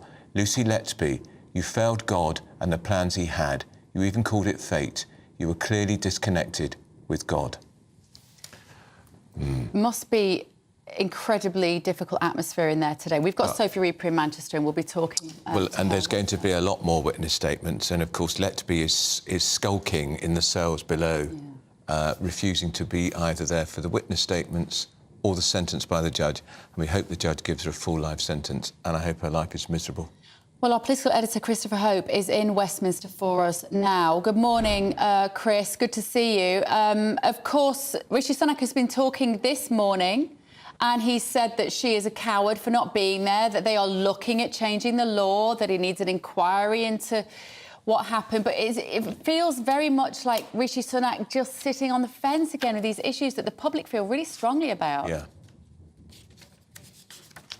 Well, he's finding his voice again as he, you know, a year into being Prime Minister. He's seeing how things and trying to put the government on the side of the patients, of the victims of Lucy Letby. The shocking thing, of course, is that those testaments there from the victims will not be heard by Letby unless she reads them in newspapers or follows the coverage online or on GBNews' website. She won't know about it, and that's what is so completely shocking, I think. And the government's very aware of that. They're saying to us this morning it's likely that in the King's speech, when the government sets out its plan for laws going into the next election next year, they will try and legislate to force people, to convicted criminals, to listen to their sentencing and therefore listen to those victim impact statements that you read out so movingly there, Bev and Andrew. But whether that's enough, we'll wait and see. I do think this, the Lucy Letby scandal, frankly, is going to be a watershed wake-up call for the NHS. They can't just always disregard concerns by doctors and consultants and nurses when you have this person doing what she did in the counties of Chester Hospital. I can only imagine that there'll be a real move now to listen more to the practitioners if there are concerns. Because that goes to the heart of this, Chris, and we'll go to the heart of the inquiry. Why is it that non-medical practitioners, managers, administrators, their view held sway over consultants, nurses and doctors who were deeply concerned? They could see what was happening. Nurses would disappear off the shift, the child's health would collapse, the baby's health would collapse when Letby was alone with the baby. And the one constant through all those attacks was Letby being on the ward. Of course, it was that the manager said this could be circumstantial. Is it really her? But the concerns were there by doctors on the ward, by nurses, and it should have been listened to. I think that's what this inquiry will come to conclusion when it launches. Of course, Mrs. Sunak this morning saying that, or leaning towards it being a statutory inquiry to compel people to give evidence if they need to. The government is saying this morning not really that bothered about in terms of the type of inquiry, as long as it gets the best answers. And the key thing is speed, and it must do it quickly. We've seen, haven't we, Andrew and Bev, how long some inquiries can take, the Iraq War, Childcare inquiry and others. It's got to be quickly. So they're trying to prioritise speed, but also getting the best answers for the victims. And whatever structure that takes, they will go for it. Just think of the Bloody Sunday inquiry, Chris. 12 years that took. Yeah. Well, that's right. The problem is that lawyers get involved. Yeah. Well, Andrew, sorry to interrupt you, but the problem is that lawyers get involved and they then have to represent the rights of those accused, and all those managers and the trust, they'll have KCs, senior barristers, and the thing starts to mushroom. We're seeing it already with the COVID inquiry, aren't we, with ballooning costs already. We're only on the first part of that. So the concern is, yes, it's great to say a judge-led inquiry, maximum powers, but the problem is it might then get bogged down in process, in legal fees, in lawyers, and that might delay the findings. What the crucial thing right now for parents of anyone worried by this is getting early conclusions and make sure they're acted on. Chris, can we just ask you one quick question about this survey, about where Britain sits on the world stage, and most people think that other countries take the mickey out of us. Your words there, Bev, but you are right. About half of people, according to this More in Common survey, feel that on international issues the UK is taken advantage of, not the mickey, but it's the same thing, isn't it? More men than women think the same thing, and it's a big issue amongst Tory voters in the north of England. So the kind of red wall seats that will be the battleground for the next election, they're concerned about it. This matters because post-Brexit, the UK is meant to be more of a muscular presence on the world stage, but we're not really seeing it, are we? And that's a concern, I think, from these voters. They're looking at the small boats crisis, the lack of a trade deal. And Rishi Sunak is off to India next month for the G20. That's when, I mean, he's obviously comfortable on the international stage, but he's got to deliver for Britain, and that's more important. OK. Fascinating. Thank you. Thanks so much. Of course we're a soft touch. That's why all these people are crossing the channel. Yes, well, it plays into that idea, doesn't it? Just to say, that's our new political editor, He's terrific, Hope. I used to work with him on the Daily Telegraph some years ago. He sat opposite me. He was a great guy then, and he's an even better reporter now. Chopper, as he's known. Yeah. Big name in Westminster. You lot at home might be going, who is he? I watch GB News. He's new. Well, we have got the best in the business, let me tell you. He's terrific. Brilliant. Yeah. Right, back to the Lucy Letby story now. David Hayes, a human rights lawyer, and joins us now. David, I just want you to listen to this from Robert Buckland, who's the former Secretary of State for Justice and the Lord Chancellor, what he told GB News yesterday. Here we go. Well, I know, and I think sadly that the court's hands are tied at the moment. I mean, my suggestion had been to make sure that there was a live link beamed into the cell, either sound or sound and pictures, to ensure that Letby had nowhere to hide and that she, in effect, has to listen to what the judge is saying about the case. And most importantly, the victim personal statements, those impact statements that will really bring home, I think, to the wider world, the appalling, devastating impact of the loss of these innocent children, these innocent babies, have had upon dozens of families. So, David, why isn't it law that the perpetrator of these crimes must sit in court and listen to the victim's statements? Why not? Good morning to both of you. I think that it's a very, very harrowing day, I think, for many people today, including the families, obviously, of the victims. And I think that we're quite rightly having a debate over the situation that we have in the courts at the moment. And you have, it's a little bit of a complicated situation because obviously you have different periods of a trial. So, for example, if there is a defendant during the trial and they're required in the court and they don't go, of course, then there are abilities for the judge to request the compelling of that person to come. But then it's down, if that person's in custody, to the governors of the prison that are dealing with the detention of that person, whether or not they go. And when it comes to sentencing, now the governor does have that power to send that person. But often, more times than not, that doesn't happen. So you've got this very unacceptable situation at the moment that's not clear. Now, it certainly does need reform. I'm not in favour of seeing someone dragged, kicking and screaming in why not? David, can I ask you why not? I don't think. Well, I think, I mentioned that. I mean, I think that doesn't benefit the actual administration of the justice system. And then what will happen, you'll see, and I'm not defending child killers by any way at all. Now, what I think you would see in that situation is that you're going to have more problems in terms of Human Rights Act issues coming up. You're going to have prison governors that are underfunded, under-resourced, scared of doing things in terms of using reasonable force, what is reasonable force, what isn't, and you're going to create an even more complex situation. Now, I agree with what Robert Buckland said, that there should be the ability to have people in prison listen to these sentences if they do not go. I think that's a very good thing. The question is to why, as he was in government previously, did he not put that in place? And I also do think that the judges should have more power to compel people to come to court, but there needs at that point to be a evidence-based process of whether or not in that scenario that person should be brought, and that would involve the governor and the families of the victims. So I don't believe there should be an absolute cast iron drag the person to court kicking and screaming, but there's when this person, but David, if I can interrupt you, sorry, when the person involved here is the most infamous child serial killer in British legal history, she killed 7 tiny babies, she tried to kill 6 more, we're now reading there could be a further 30. We've heard from one lawyer who represents 2 families who said they wanted her in court.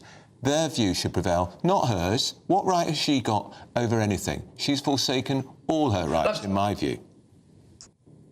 Andrew, I'm not, but by any means, I'm not defending it. What I'm saying is looking at the actual practicalities of bringing a person by extreme force into court where they do not want to go in front of the people in the court. I think you are going to have a serious issue in the administration of justice. If we imagine that happening, if let's say today that did happen and that person was kicking and screaming and not going to court, and you have a violent episode, is that what? Now, I'm not defending this person. Chain them. But is that something that we want to see? Put them in handcuffs. Put them in handcuffs. Put them in leg cuffs. Done. Absolutely, that's something that can be done. But the question that I was asking is that something that people involved in the administration of the business and the dignity of the court want to see? Is that something? Now, of course, that person, I do agree that, yes, the judge should have more powers to bring that person. It shouldn't just be a matter for the governor. That should be there. There should be more powers there. There should also be an ability to have that person watch and listen to hearings of sentencing if they're in their cell. Now, even in that case, though, you can't force someone other than obviously putting them in handcuffs, to listen and watch things. And I'm looking here at the practicalities of as well, where we are with this government if they bring new legislation in. Now, they've made these promises even when Dominic Raab was in post, back with the various other serial killers from last year to this year. Nothing's been done. You had Robert Buckland talking about this should have been changed. Well, why didn't they do it then? You now have, and Rishi Sunak, I mean, I could use a lot of words to describe a child killer and their actions. Cowardly would not be one of them. No, and we now see an inquiry that's going to be put in place that is effectively not going to really have any teeth. So, I would like to see the government focusing on fixing broken justice systems, broken prisons and broken Britain, and actually doing things rather than just talking about them when they become press. Yes, absolutely, there should be more powers for judges to bring people to court to hear sentencing, or at least see them in their cells listening to this. But I also think we need to look at the practicalities of the administration of using extreme force, and how that ultimately, because this is what would happen if those laws passed, it would end up stuck in human rights courts, and again with the European Courts of Human Rights, and it wouldn't go anywhere. That's effectively where this would go if things were rushed through. It wouldn't go anywhere in any event. OK. Thank you, David. Fascinating as always. David Hay there, human rights lawyer.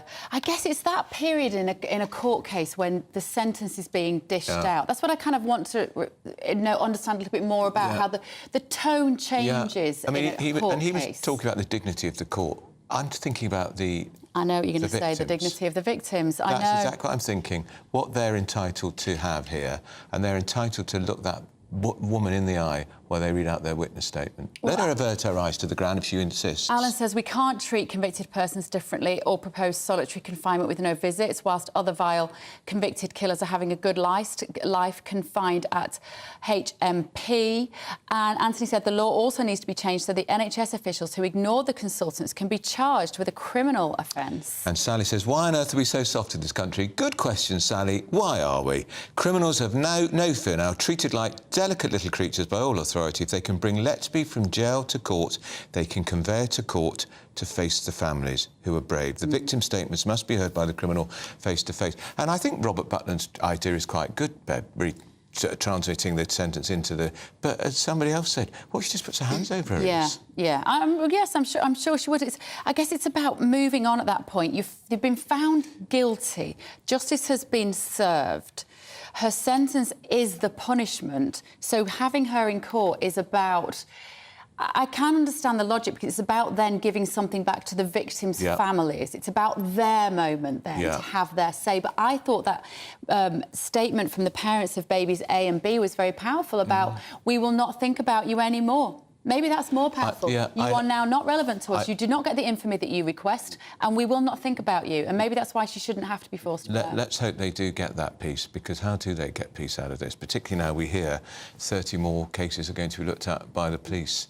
She's an evil woman, and I'm sorry, she'd be dragged into court. Still to come. The Mayor of London has been dragged into a race row. You are with Britain's Newsroom on GB News. What you get for breakfast is something that, if we do our jobs right, you will wake up to news that you didn't know the night before. It's a conversation. It's not just me and Eamon. We want to get to know you, and we want you to get to know us. From 6, it's Breakfast with Eamon and Isabel. Monday to Thursdays on GB News. Britain's news channel. Westminster is going around in ever-decreasing circles, followed by the media. Britain is broken. How on earth did we get into this mess? But more importantly, how do we get out of it? Join me at 7 p.m, Monday to Thursdays on Farage, here on GB News. We will have open, rational debate. We've got to work out how Britain moves forward from this. Join us here on GB News, the People's Channel. Britain is watching.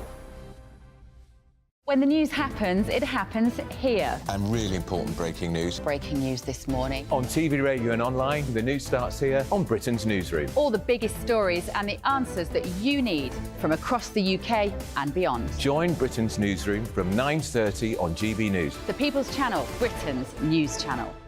Join me, Patrick Christie's Monday to Friday, 3 till 6. We tackle the day's news agenda like you've never seen before. It's high tempo, high octane, the most controversial topics and the best guests. You will not be able to take your eyes and ears off it. I'm not afraid to ask the questions that you really want answered. 3 till 6 p.m, Monday to Friday on GB News, the People's Channel, Britain's news channel. People in Britain, they love free speech, but they also love fair play. I don't care if I'm speaking somebody from a trade union, from the Labour Party, somebody from the SNP. And I think the viewers like to see that actually we can challenge one another, but in a positive way. We think we ask the questions that people want to ask, and often we ask the questions that we wanted to ask in Parliament but never got the chance to ask. So join us every Saturday, 10 a.m. till noon on GB News, Britain's news channel. Hi, I'm Dan Wootton. You can watch me live on GB News Monday to Thursday from 9 p.m. And did you know that you can also watch and listen live on our website, gbnews.com?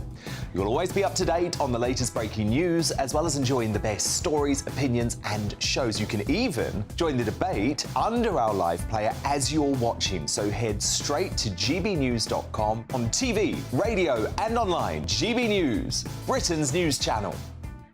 It's all about family, being in people's living rooms, all the interaction and getting to know who our viewers and listeners are. When I was young, my dad used to say, no, stop arguing. I wanted an outlet that would enable me to give my opinion. People are going through a really hard time right now, and I know that you don't feel like you're being listened to by the establishment. I came to GB News because it's the People's Channel, and I want the audience to have their say on the events of the day. We're dynamic. We do something different. Democracy shows that the wisdom of the nation is in its people. I get to travel to find out what the story is from a personal perspective. The British people aren't fools. We know when we're not being told the full story. We've got to work out how Britain moves forward from this. It's the best country in the world. The establishment had their chance. Now we're here to represent your views. Britain's watching. Britain's watching. Britain's watching. We're proud to be GB News, the People's Channel, Britain's news channel.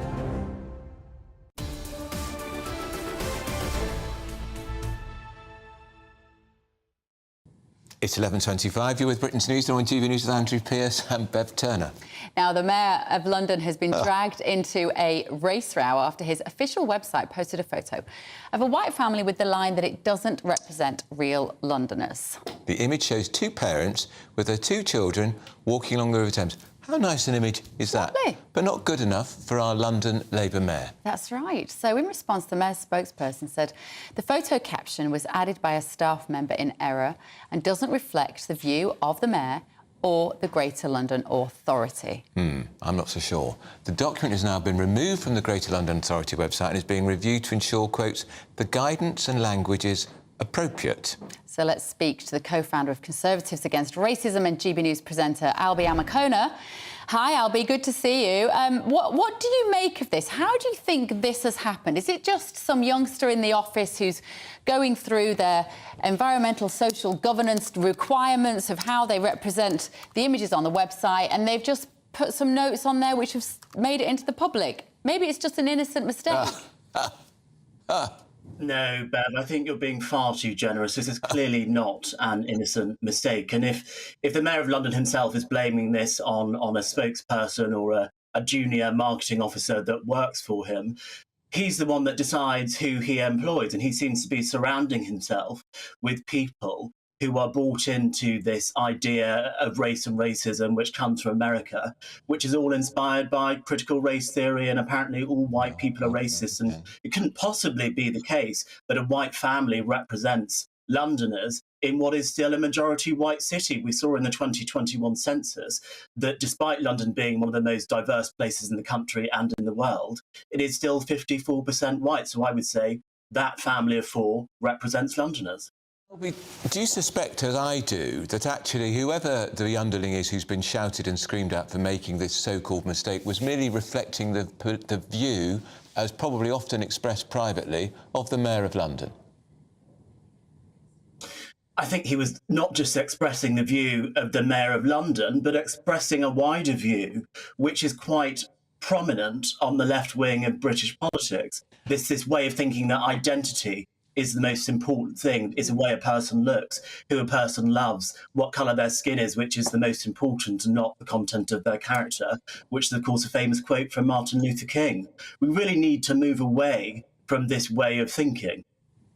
I think, Albie, I do find this story quite fascinating because, as we say, London is roughly 50-50 white and non-white. Just 50, I think 53%, as you say, white, not necessarily British-born, 36% British-born white. Who would be offended by the all-white family? That's my question. Good question. Who are they trying to appease? Where's that pressure going to come from? Well, I think they're probably trying to appeal to non-white Londoners, who, of course, make up almost 50% of London. I am a non-white Londoner. I can tell you I'm not appealed by that appeal from Sadiq Khan and his member of staff. I think it's pretty ridiculous to suggest that Sadiq Khan is going to get more votes from black and brown Londoners by not having white families on his marketing material. Perhaps he should spend less time on his marketing material and more time on his policies. Then he wouldn't be coming up with rubbish things like ULEZ and actually doing things which Londoners wanted. I guess you want any visuals. So there is a preoccupation now, isn't there, with any sort of visuals related to any sort of organisation that they represent an accurate, diverse demographic. But it feels like that pendulum has swung so far the other way now, that to have an all-white family, I mean, the fact that they were also a heterosexual family with a mother, a father and 2 children, that sort of struck me as rather old-fashioned. You don't really see that very often anymore. Maybe if one of the kids had been trans, Albie, that would have been OK. But I'm just wondering who we are worried about, because nobody wants to be discriminatory. We want more reasons to bring people together, not divide us. We don't want to not represent this country properly. But why, Albie, are they... who in that office has said we cannot have an all-white family? I still don't feel like we've quite got to the bottom of who is going to put the pressure on the office to represent more racially diverse people. Look, ultimately, I think the way that an organisational culture is created is from the top. We've got to remember that back in 2020, I think as a result of the Black Lives Matter protests, Sadiq Khan described the Greater London Authority in the Office of the Mayor of London as an anti-racist organisation. So obviously, this way of thinking is emanating from the top. Now, there is absolutely nothing wrong with organisations seeking to be more tolerant and more inclusive. But it's all about the way that you do it. And it cannot be that we say that some Londoners are real Londoners and other Londoners are not real Londoners, because we are all Londoners. You're right, Albie, and it would be hard to know that if it was a family, a mixed-race family or a black family, I don't think there would be this... I don't imagine there'd be people in the sidelines, white people, saying, this doesn't represent me. Do you know what I mean? So I feel like I don't know where we are with this identity politics anymore. It's such a mess. I think he's been found out, Albie. That's what I think's happened here. I think the mayor's been caught with his fingers in the till. I think he has. And I think more broadly, when it comes to diversity and representation on television and in adverts, I do think there is a sense that perhaps it has gone a little bit too far. You do see adverts nowadays, and there'll be a family which is made up of an Asian person, an East Asian person, a South Asian person, a black person, a white person. And it just sort of thinks, what kind of families like this actually exist in real life? It's not the case that everyone has to be included in every single advert that we see. I think we need to just get back to a place where we're making good corporate decisions and making good adverts that make people feel good about themselves. Yeah. Very interesting. Albie, thanks for that. That's Albie Abamunker, who's one of our GB News presenters, of course. He's brilliant on that team on Saturday evening. Now, up next, I'm going to talk to one of my panellists, our panellist here on GB News, about her tweet about gay people, because she's not much pleased with them, which means me. But first, the morning headlines with Tamsin.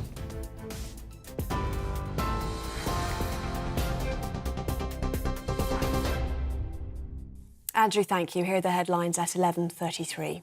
The Prime Minister has described Lucy Letby as cowardly for refusing to appear in court today for her sentencing. Manchester Crown Court is currently hearing impact statements from some of the parents of babies killed or injured by Letby.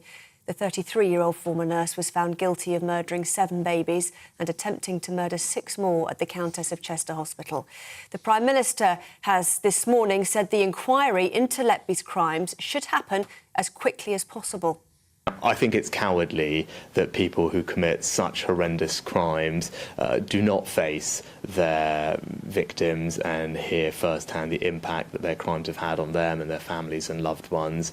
Well, I think the important thing for the inquiry to do is make sure that families get the answers that they need, that it is possible for us to learn the lessons from what happened, everything conducted transparently and to happen as quickly as possible. Those are the objectives that we want for the inquiry, and we'll make sure that it's set up to deliver on those aims. A 50-year-old man will appear in court later following the major police data breach in Northern Ireland. He's been charged with possessing documents likely to be useful to terrorists.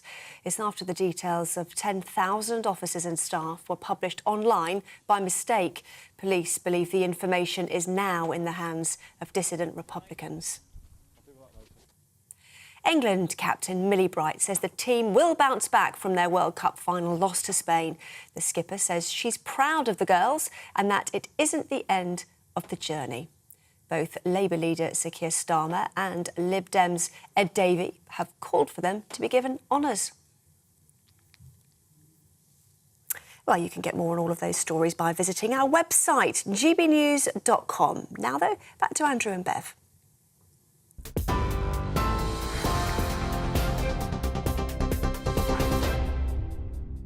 Direct Bullion sponsors the Finance Report on GB News for gold and silver investment.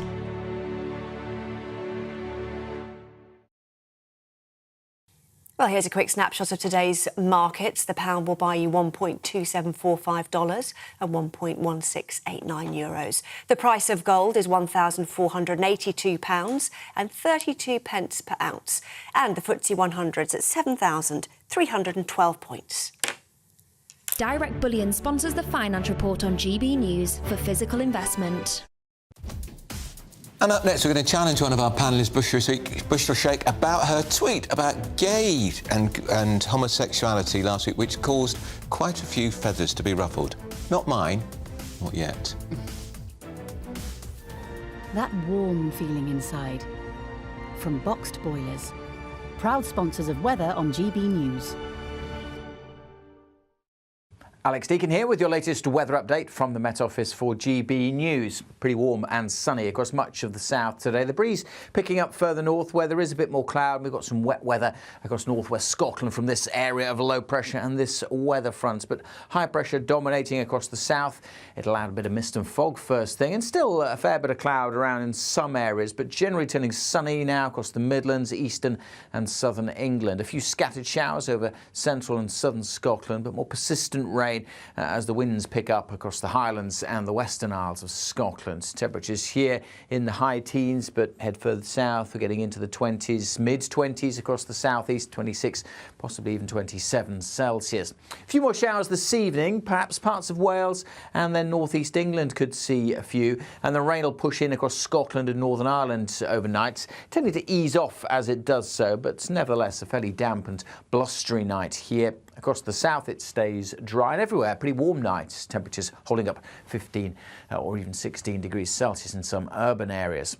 On to Tuesday, a bit of a mess. Again, generally speaking, drier and sunnier across the south, more cloud further north. A few more showers tomorrow for Wales and northern England, and more to come across parts of Scotland, although the Highlands and the Western Isles turning a little drier. Again, the sunnier skies will be across the south, and that's where the top temperatures will be, once more getting into the mid-20s. Bye for now. That warm feeling inside. From Boxed Boilers, proud sponsors of weather on GB News.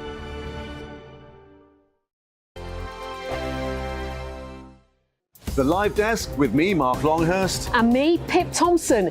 It's here Monday to Friday on GB News. From midday, we'll bring you the news as it breaks, whenever it's happening and wherever it's happening, from across the UK and around the world. Refreshing, feisty, but with a bit of fun too. If it matters to you, we'll have it covered on TV, radio and online. Join the Live Desk on GB News, the People's Channel, Britain's news channel. Weeknights on GB News from 6 p.m. You'll always get drama. Please stop, Michelle. I know, yeah. Please stop. Should I just shut up? Romance. You like me, I like you. There you go. There you are. Well, don't tell anybody. Adventure. Da-da-da-da-dum, etc. That's the whole point. But And action. Sergeant, agreed. My superstar panel, they're already at it. They're fighting. It's going to be quite a show. Only on GB News, the People's Channel, Britain's news channel. So Jubes and Co, we tackle the issues of the day with real robust debate, both sides of the fence, battling it out with me in the middle with my forthright opinions and views. And often really interesting things happen because you start with a position and then by the end of the debate you find actually, well, I might not have thought about that one. What we need in this country is 2 new political parties. You should maybe think about doing a 2024 calendar. I'm Michelle Dewberry and I'm keeping you company right through until 7 o'clock this evening. GB News, the People's Channel, Britain's watching. Monday to Thursday, 9 p.m. till 11 p.m. Join me, Dan Wootton. I'll bring you the sharpest takes and hottest debates. Do you not believe in prison? I don't believe in prisons. I'm completely stunned. I guarantee you there'll be no spin, no bias, no censorship. I actually was personally quite offended by it. And no reason to go to bed. So I guess they've always been quite woke. That's Dan Wootton tonight on TV, radio and online. Monday to Thursday from 9 p.m. till 11 p.m. on GB News. The People's Channel, Britain's news channel. In a world of dull and predictable radio and TV shows. Oh, hi. On Mark Dolan tonight, we've got big guests. We drill into the big stories of the day. The show adds up to a brilliant listening and viewing experience. Mark Dolan Tonight is the most entertaining current affairs show ever, and that's a fact. That's Mark Dolan Tonight, Friday, Saturday and Sunday from 9. Only on GB News, Britain's news channel. Like all families, we have arguments every now and then, but actually we agree on what the mission of GB News is, and that's the most fundamentally important thing. GB News provides the kind of platform that lets all voices be heard. We don't hold back. We're free to say what we really think. Just because some people who live in a tiny little Westminster bubble think that their particular story is important, that's not the most important story for me. And often there will be difficult stories, stories that you won't find on the establishment media. Because what people think in the north of England may be very different to what they're thinking in the home counties. We're going to carry on telling the world what life is really like for households up and down the UK. We love to be in your car, in your kitchen as you're having your breakfast. Whatever you're doing, you are part of the show. If it matters to you, it matters to us. Britain's watching. Britain's watching. Britain's watching. We're proud to be GB News, the People's Channel, Britain's news channel.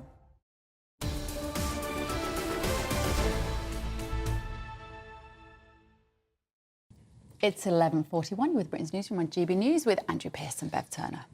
Back in the studio with us, Bushra Sheikh, political commentator, and my favourite Daily Mail columnist. Oh no, I said that's Andy Patel as well, don't I? Sarah Vine. You can't say that. Yes, my joint favourite columnist on the Daily Mail, Sarah Vine.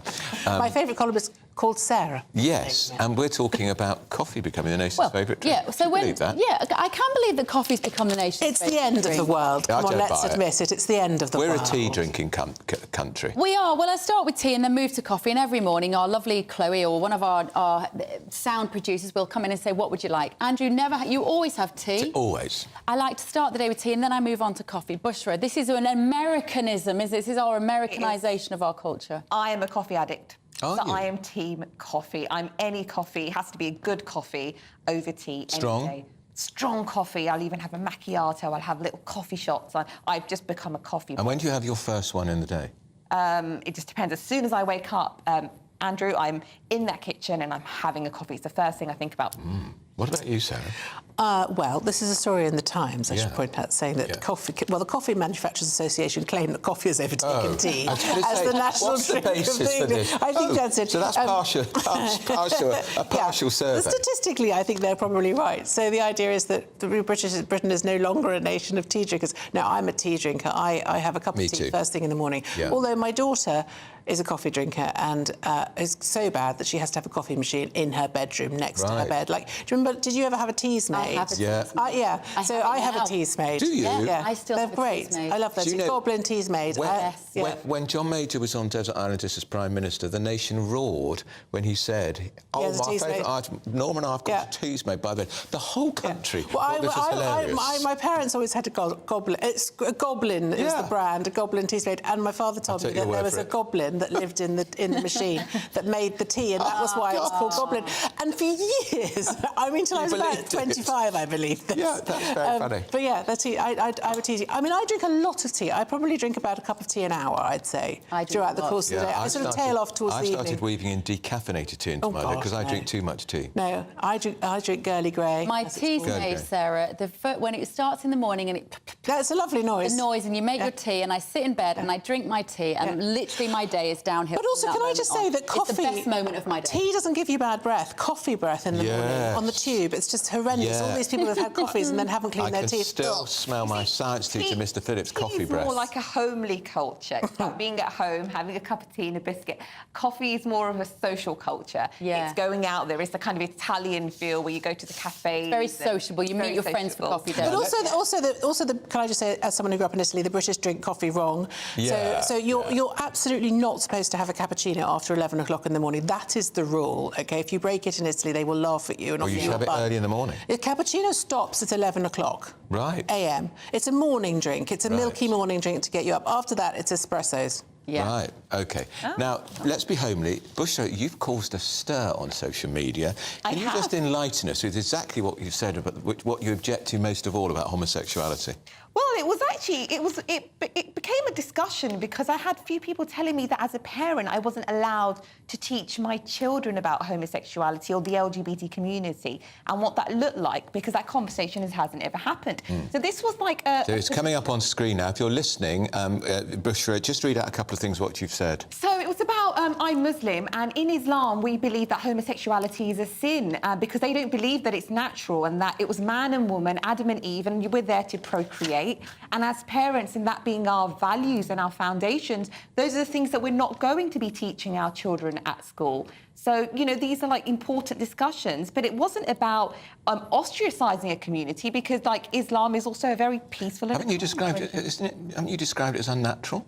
Absolutely. So what I am, I'm unnatural? Well, according to Muslims and Islam, we believe... No, I'm asking you. Yeah. I'm asking you. I don't believe you are. Ah, but I'm homosexual and I've been out for 40 years. I believe the act of it is. So because, you know, we believe in, like, sins... You're talking about sex? Yes. So it's the act of it. But sexuality is about much more than sex, Bushra. Is it? Yeah, of course it is. It's about I'm in love with somebody, and it's not about I'm in love with him because of what we do, of our sex. I'm in love with him for all sorts of other factors, which is why... Well, he is fabulous. And he is fabulous, but it's why I'm saying, I mean, when you got married to James, it wasn't because of the sex, presumably. You loved him for many reasons. And also because you not answering also that. babies. It was about having babies. Yeah. But it's not about that. It's more about our relationship with God, and it's the relationship with our faith. Because we believe in Islam, or whether you're Christian or Catholic, that some things are sins and other things are not. So it's not about judging. But I am a sinner. So we don't judge the sinner. Yeah, but I am a sinner in your book. Of course. But that's also the same as someone saying to me, Bushra, you don't actually wear the hijab. So as a Muslim, you're also a sinner. Right. So what do you think? Well, I think the problem is when... if you say that somebody is unnatural, then that could lead to people thinking that they should try and stop you from being a homosexual. Well, I mean, we've heard about the therapy that people exactly. So so gays used to be subjected. Well, you know, famously, was it Turin? Yeah. Who Alan Turing. Alan Turing was subjected to hormone therapy, I think, to stop him from, and then he killed himself. Yeah. So I think the thing is, Bushra, it's. I understand that this is your religion, and I do respect that. I mean, I'm not a Muslim, and I don't believe in a lot of things that your religion believes in, or indeed a lot of things that other people's religion believe in. But I do think it's about tolerance, and it's about acceptance of other people's ways of life. And I don't think anything gives anyone really the right to say you're wrong, I'm right. Yeah. Do you know what I mean? Should I be put through this therapy? In your view, they could try. To try and stop me being gay and being a sinner. No, the thing is, Andrew, look. No, but should I? In your view, would it be better if they at least tried it on me? It's not about me to make that decision.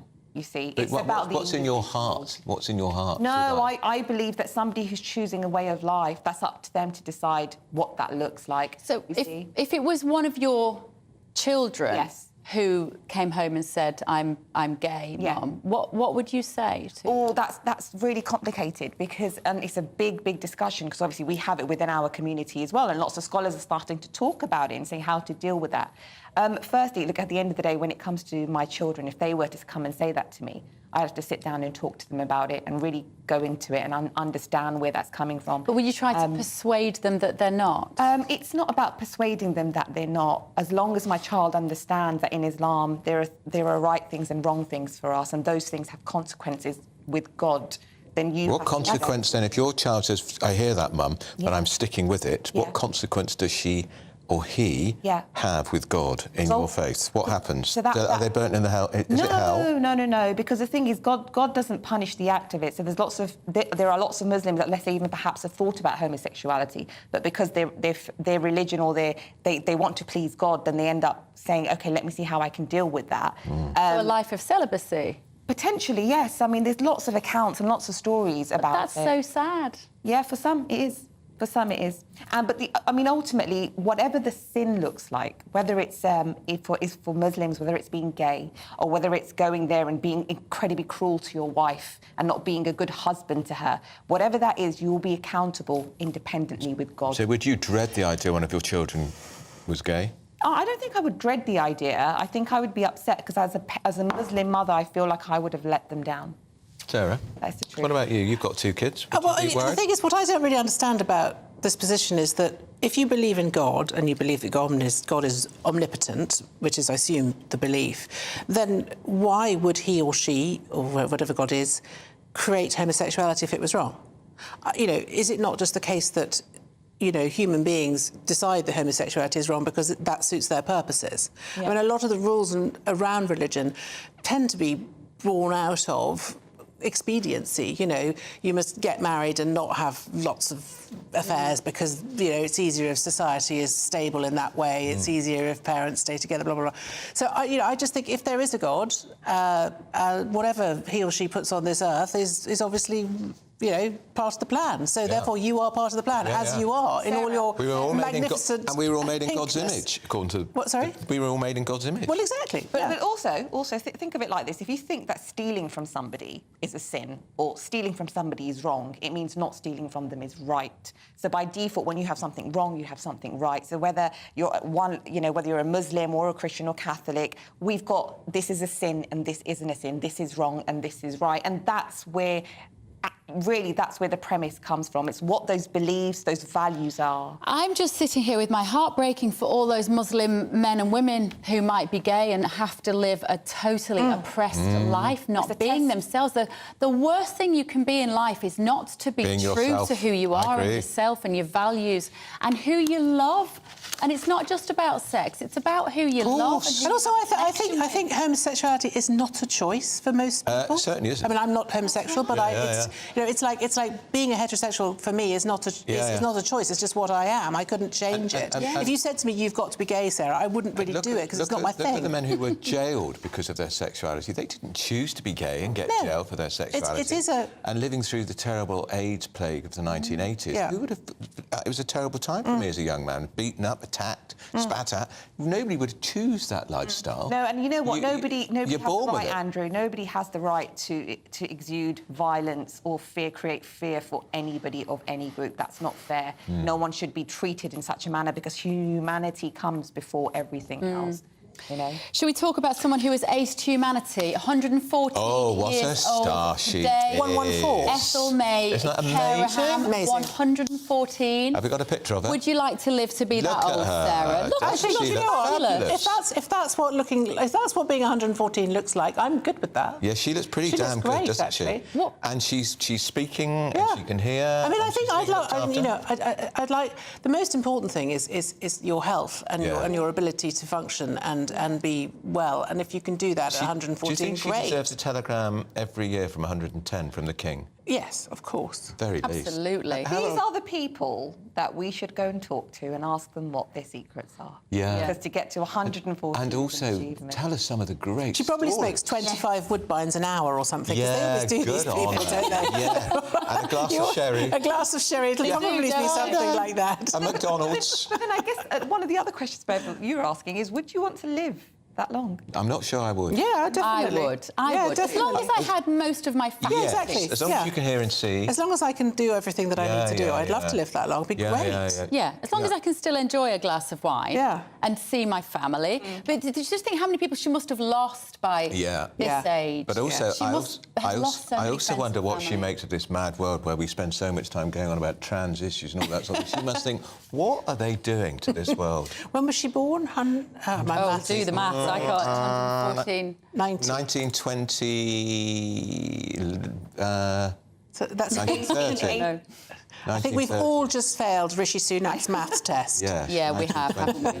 I'm sure she's just thinking, why do these people spend their entire lives on a screen? But it's a great swathe of history, really. Yeah. Do you know, when I was my first local paper, we used to do golden wedding anniversaries, and I used to think they were so old. I know. And they all said the same, what's the recipe for happy marriage? And they all said, give and take, and you could see they hated each other. Quite often.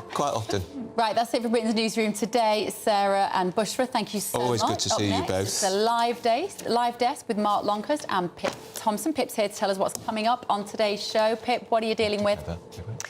Good morning, Bev. We will, of course, be following the sentencing of Lucy Letby. That is due to happen at 2 o'clock. Plus, would you do a calendar at the age of 82?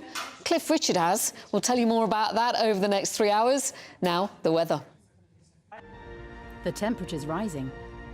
Boxed Solar, proud sponsors of weather on GB News. Alex Deakin here with your latest weather update from the Met Office for GB News. Pretty warm and sunny across much of the south today. The breeze picking up further north where there is a bit more cloud. We've got some wet weather across northwest Scotland from this area of low pressure and this weather front. But high pressure dominating across the south.